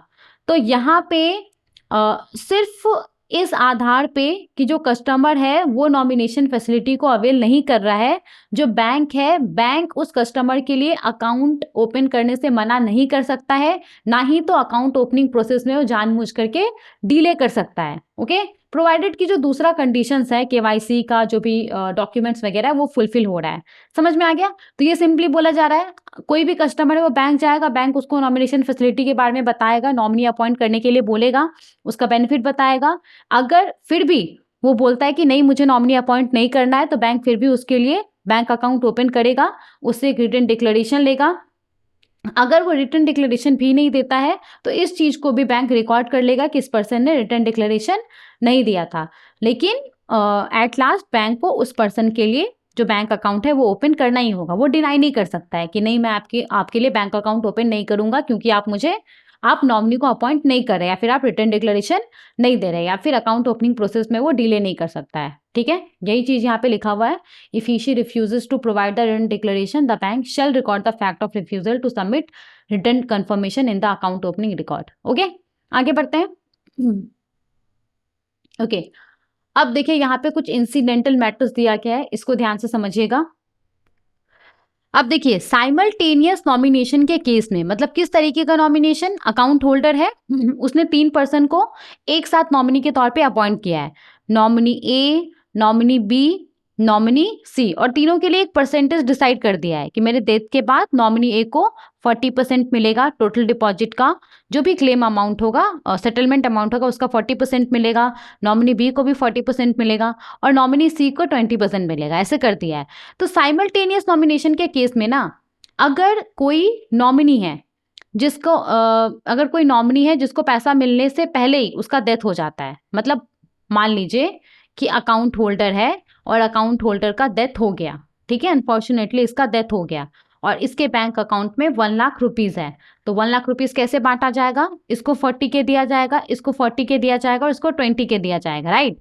अब मान लीजिए ना कि ये जो नॉमिनी सी है ना, इसको 20 के मिलने से पहले ही इसका डेथ हो गया है, तो इस केस में क्या होगा वो बोला जा रहा है। तो अगर ऐसा होता है ना, तो यहाँ पे जो नॉमिनेशन रहेगा उस नॉमिनी के लिए वो इनइफेक्टिव हो जाएगा। मतलब कि ये जो नॉमिनी सी है, इसके लिए जो नॉमिनेशन रहेगा वो क्या हो जाएगा? इनइफेक्टिव हो जाएगा, ये इनवैलिड हो जाएगा। ओके, और फिर यहाँ पे जो ये क्लेम अमाउंट है, ये जो 20,000 रुपीज है इसके फेवर में, इसको जो 20,000 रुपीज मिलने वाला था ना, तो इसका सेटलमेंट फिर कैसे होगा? ये 40,000 का सेटलमेंट तो आसानी से हो जाएगा। 40,000 नॉमिनी ए को दे दिया जाएगा, 40,000 नॉमिनी बी को दे दिया जाएगा। अब नॉमिनी सी का डेथ हो गया 20,000 मिलने से पहले ही, तो ये जो 20,000 रुपीज है इसका सेटलमेंट कैसे होगा? तो यहाँ पे इसका सेटलमेंट, सबसे पहले तो ये जो अमाउंट है इसको कैसे ट्रीट किया जाएगा? इसको अकाउंट्स विदाउट नॉमिनी के तौर पे ट्रीट किया जाएगा कि इस पैसे के लिए कोई भी नॉमिनी नहीं है, वैसे ट्रीट किया जाएगा। और अकाउंट्स विदाउट नॉमिनी के लिए कैसे क्लेम का सेटलमेंट होगा उसका पूरा प्रोविजंस दिया गया है RBI settlement of claims in respect of diseased customer of banks directions 2025 के अंदर। तो फिर इसके अंदर जो प्रोविजंस है उसके हिसाब उसको फॉलो करके बेसिकली जो 20,000 रुपीज है वो इस अकाउंट होल्डर का जो भी लीगल एयर्स वगैरह होगा उसको प्रोवाइड किया जाएगा। ठीक है, समझ में आ गया ये वाला प्रोविजन? आगे देखते हैं। अब देखिए इसमें क्या बोला जा रहा है ना कि अगर कोई अकाउंट होल्डर है और उसने ना नॉमिनी के तौर पे किसी को भी रजिस्टर नहीं किया है, बैंक के अंदर उसने नॉमिनी के तौर पे किसी को भी रजिस्टर नहीं किया है, लेकिन इस अकाउंट होल्डर ने किसी दूसरे एक्ट के तहत किसी दूसरे पर्पस के लिए अपने किसी दोस्त को, मान लीजिए इसके दोस्त का नाम है राम को इसने किसी दूसरे एक्ट के तहत किसी दूसरे पर्पस के लिए नॉमिनी के तौर पे अपॉइंट किया हुआ है। अब इस अकाउंट होल्डर का डेथ हो जाता है। ओके, तो अब बैंक के पास तो नॉमिनी के तौर पे किसी का नाम नहीं है, तो बैंक क्या करता है ना, बैंक मान लीजिए इसके बैंक अकाउंट में 1 लाख रुपीज है, बैंक देखता है कि इसने तो नॉमिनी के तौर पे किसी भी पर्सन को अपॉइंट नहीं किया है, लेकिन यहाँ पे इसने किसी दूसरे एक्ट के तहत किसी दूसरे पर्सन को नॉमिनी के तौर पे अपॉइंट किया है। तो बैंक ये जो 1 लाख रुपीज है ना, ये 1 लाख रुपीज बैंक इसको दे देता है, राम को दे देता है। तो यहाँ पे इसको वैलिड डिस्चार्ज नहीं माना जाएगा। ऐसा नहीं माना जाएगा कि जो बैंक है उसने अपना जो रिस्पॉन्सिबिलिटी है उसको फुलफिल कर दिया है। तो अगर ऐसा होता है, इस केस में अगर ऐसा होता है, तो आगे चल करके अगर ये जो अकाउंट होल्डर है, अकाउंट होल्डर का परिवार वाला अगर पैसे के लिए क्लेम करता है, तो बैंक को यहाँ पे हो सकता है कि ये पैसा फिर से उसके परिवार वाले को पे करना पड़े। ओके, ये यहाँ पे बोला जा रहा है, समझ में आ गया? इसको वैलिड डिस्चार्ज नहीं माना जाएगा। ओके, इसके बाद यहाँ पे क्या बोला जा रहा है, देखिए बैंक के पास ना एक प्रॉपर पूरा सिस्टम होना चाहिए, पूरा प्रोसेस होना चाहिए। जो भी न्यू नॉमिनी को रजिस्टर किया जाता है उस चीज़ को रिकॉर्ड करने के लिए, जो नॉमिनेशन को कैंसिल किया जाता है उसको रिकॉर्ड करने के लिए, नॉमिनेशन के अंदर जो भी वेरिएशन होता है, जो भी चेंजेस होता है, नॉमिनी का नाम चेंज कर दिया जाता है या फिर उसका शेयर चेंज कर दिया जाता है, तो इन सब चीज़ों को रिकॉर्ड करने के लिए बैंक के पास प्रॉपर पूरा सिस्टम होना चाहिए, ये यहाँ पे बोला जा रहा है। ठीक है, अब देखिए यहाँ पे बोला जा रहा है कि बैंक के पास प्रॉपर पूरा सिस्टम होना चाहिए एक्नॉलेजमेंट या जो रिसीट होता है वो प्रोवाइड करने का। तो जब भी बैंक किसी भी तरह का जो नॉमिनेशन फॉर्म होता है वो बैंक रिसीव करेगा, चाहे नॉमिनी को रजिस्टर करने को लेकर के वो फॉर्म हो, नॉमिनेशन कैंसिल करने को लेकर के वो फॉर्म हो, या फिर नॉमिनेशन में चेंजेस करने को लेकर के वो फॉर्म हो, तो बैंक उसके लिए जो एक्नॉलेजमेंट होता है, जो रिसीट होता है वो प्रोवाइड करेगा कस्टमर को। ठीक है, इसके बाद देखिए यहाँ पे एक्नॉलेजमेंट प्रोवाइड करने से पहले बैंक यहाँ पे जो नॉमिनेशन किया गया है उसको वेरीफाई करेगा, उसको इंश्योर करेगा कि जो भी रेलेवेंट प्रोविजंस है उसके हिसाब से वो है कि नहीं है। अब मान लीजिए ना कि कोई अकाउंट होल्डर है और उसने ना मान लीजिए कि 5 लोगों को नॉमिनी के तौर पे अपॉइंट किया हुआ, इसके लिए इसने रिक्वेस्ट दिया है, तो ये तो कैंसिल हो जाएगा, राइट। तो यहाँ पे बैंक एक्नॉलेजमेंट देने से पहले इस चीज़ को वेरीफाई करेगा, इंश्योर करेगा कि जो नॉमिनेशन किया गया है कस्टमर्स के द्वारा वो जो भी रेलेवेंट प्रोविजंस है एक्ट का, जो भी रूल्स है नॉमिनेशन, न्यू नॉमिनेशन रूल्स, उसके हिसाब से हुआ है। ठीक है, इसके बाद देखिए यहाँ पे ये जो एक्नॉलेजमेंट बैंक देगा, ये क्या हो गया है, हाँ, ये जो एक्नॉलेजमेंट बैंक देगा, तो ये एक्नॉलेजमेंट बैंक को कितने दिनों के अंदर देना होगा? तो जिस दिन बैंक के पास नॉमिनेशन फॉर्म आएगा रजिस्ट्रेशन को लेकर के, कैंसिलेशन को लेकर के, या फिर नॉमिनेशन में चेंजेस को लेकर के, तो उसके 3 वर्किंग डेज के अंदर, विद इन 3 वर्किंग डेज के अंदर बैंक को ये जो एक्नॉलेजमेंट है वो कस्टमर को देना होगा, चाहे कस्टमर इसके लिए बोले या फिर नहीं बोले। ठीक है। और देखिए, अगर जो नॉमिनेशन रिक्वेस्ट है वो अगर जो एक्ट का प्रोविजंस है उसके हिसाब से नहीं है, रूल्स के हिसाब से नहीं है, और जो नॉमिनेशन रिक्वेस्ट है उसको रिजेक्ट कर दिया गया है, जैसे कि अगर इस केस में, अगर ये वाला केस है, मान लीजिए 5 लोगों को नॉमिनी के तौर पे अपॉइंट करने के लिए रिक्वेस्ट दिया गया है और उसको बैंक ने रिजेक्ट कर दिया है, तो बैंक को ये चीज़ भी कस्टमर को रिटर्न में बताना पड़ेगा, क्लियरली बताना पड़ेगा कि किस लिए जो नॉमिनेशन रिक्वेस्ट है उसको कैंसिल किया गया है, और ये भी 3 दिन के अंदर उसको बताना होगा। जिस दिन भी रिक्वेस्ट फॉर्म बैंक को मिलेगा उसके 3 दिन के अंदर बैंक को बताना होगा। ठीक है, ये भी क्लियर हो गया। आगे देखते हैं। ना देखिए, यहाँ पे अब क्या होगा ना कि अगर कोई कस्टमर है और उसने बैंक में जाकर के बैंक अकाउंट ओपन किया है, या फिर एफडी ओपन किया है, या फिर रिकरिंग डिपॉजिट ओपन किया है, तो यहाँ पे जो भी पासबुक होगा, जो भी अकाउंट स्टेटमेंट होता है, अगर उसने मान लीजिए फिक्स्ड डिपॉजिट कराया बैंक के अंदर, तो जो टीडीआर होता है, टर्म डिपॉजिट रिसीट होता है, उसके ऊपर बैंक को यहाँ पे, और अगर उसने नॉमिनी को अपॉइंट किया है नॉमिनी के तौर पे, मतलब नॉमिनी को रजिस्टर्ड किया है, तो यहाँ पे बैंक को इस केस में पासबुक के ऊपर, अकाउंट स्टेटमेंट के ऊपर, जो आपका टर्म डिपॉजिट रिसीट होता है उसके ऊपर नॉमिनेशन रजिस्टर्ड करके लिखना होगा। ठीक है। और यहाँ पे बैंक को जो नॉमिनी का नाम होता है वो भी लिखना होगा पासबुक, अकाउंट स्टेटमेंट, टीडीआर के ऊपर। ओके, ये बोला जा रहा है। इसके बाद देखिए, यहाँ पे बैंक को बोला गया है कि वो नॉमिनेशन फैसिलिटी के बारे में इसका पब्लिसिटी करेगा, और जो भी डिपॉजिट अकाउंट होल्डर है, लॉकर हाइडर्स है, depositors of article in safe custody है, उसको नॉमिनेशन फैसिलिटी के बारे में जो भी बेनिफिट होता है उसके बारे में उसको बताएगा। और ये कैसे कर सकता है, तो चेक बुक्स हो गया, आपका पासबुक होता है, दूसरा जो लिटरेचर्स होता है उसके ऊपर मैसेज प्रिंट करके, यहाँ पे समय समय पे जो अवेयरनेस कैंप होता है वो लगा करके। इसके बाद यहाँ पे देखिए, बैंक इस चीज़ को इंश्योर करेगा कि जो अकाउंट ओपनिंग फॉर्म होता है, या जो सेफ डिपॉजिट लॉकर को हायर करने के लिए फॉर्म होता है, या जो आर्टिकल्स को सेफ कस्टडी में रखने के लिए फॉर्म होता है, तो उस फॉर्म के अंदर ना, मान लीजिए ये फॉर्म है, तो उसके अंदर ना यहाँ पे एक स्पेस होना चाहिए, जो नॉमिनेशन का डिटेल्स होता है वो फिल करने के लिए एक स्पेस होना चाहिए इस फॉर्म के अंदर, जो कि बेसिकली एक तरीके से क्या करेगा, एक तरीके से इस चीज़ को भी ये बताएगा, अगर मान लीजिए कोई कस्टमर है वो बैंक जाता है डिपॉजिट अकाउंट ओपन करने के लिए, या फिर सेफ डिपॉजिट लॉकर हायर करने के लिए, या फिर अपने कुछ वैल्यूएबल्स को बैंक के पास सेफ कस्टडी में रखने के लिए, तो उसको फॉर्म फिल करना पड़ेगा। तो उसके पास फॉर्म आएगा, उसमें वो देखिएगा कि हाँ ये स्पेस है नॉमिनेशन डिटेल्स फिल करने के लिए। तो एक तरीके से बेसिकली कस्टमर्स को ये भी पता चलेगा कि ये जो पर्टिकुलर बैंक है, ये बैंक, ये जो आपका नॉमिनेशन फैसिलिटी होता है वो प्रोवाइड कर रहा है। ठीक है, ये यहाँ पे बोला जा रहा है। समझ में आ गया? ओके, तो ये हमारा लास्ट प्रोविजन था जिसको कि हमने डिस्कस किया। तो ये पूरा था, 1 मिनट मैं इसको थोड़ा सा कहाँ हम पढ़ रहे थे, ये वाला। तो ये पूरा था हमारा reserve Bank of India nomination facility in deposit account, safe deposit lockers and articles in safe custody with the bank directions 2025। जितना सारा भी प्रोविजंस था मैंने वो समझा दिया है। आई होप आपको सब समझ में आ गया होगा। कहीं पे भी कंफ्यूजन रहने से आप हमें कमेंट कर सकते हैं, हम उसका रिप्लाई जरूर करेंगे। आई होप आपको ये लेक्चर इन्फॉर्मेटिव लगा होगा। Thank you so much for watching.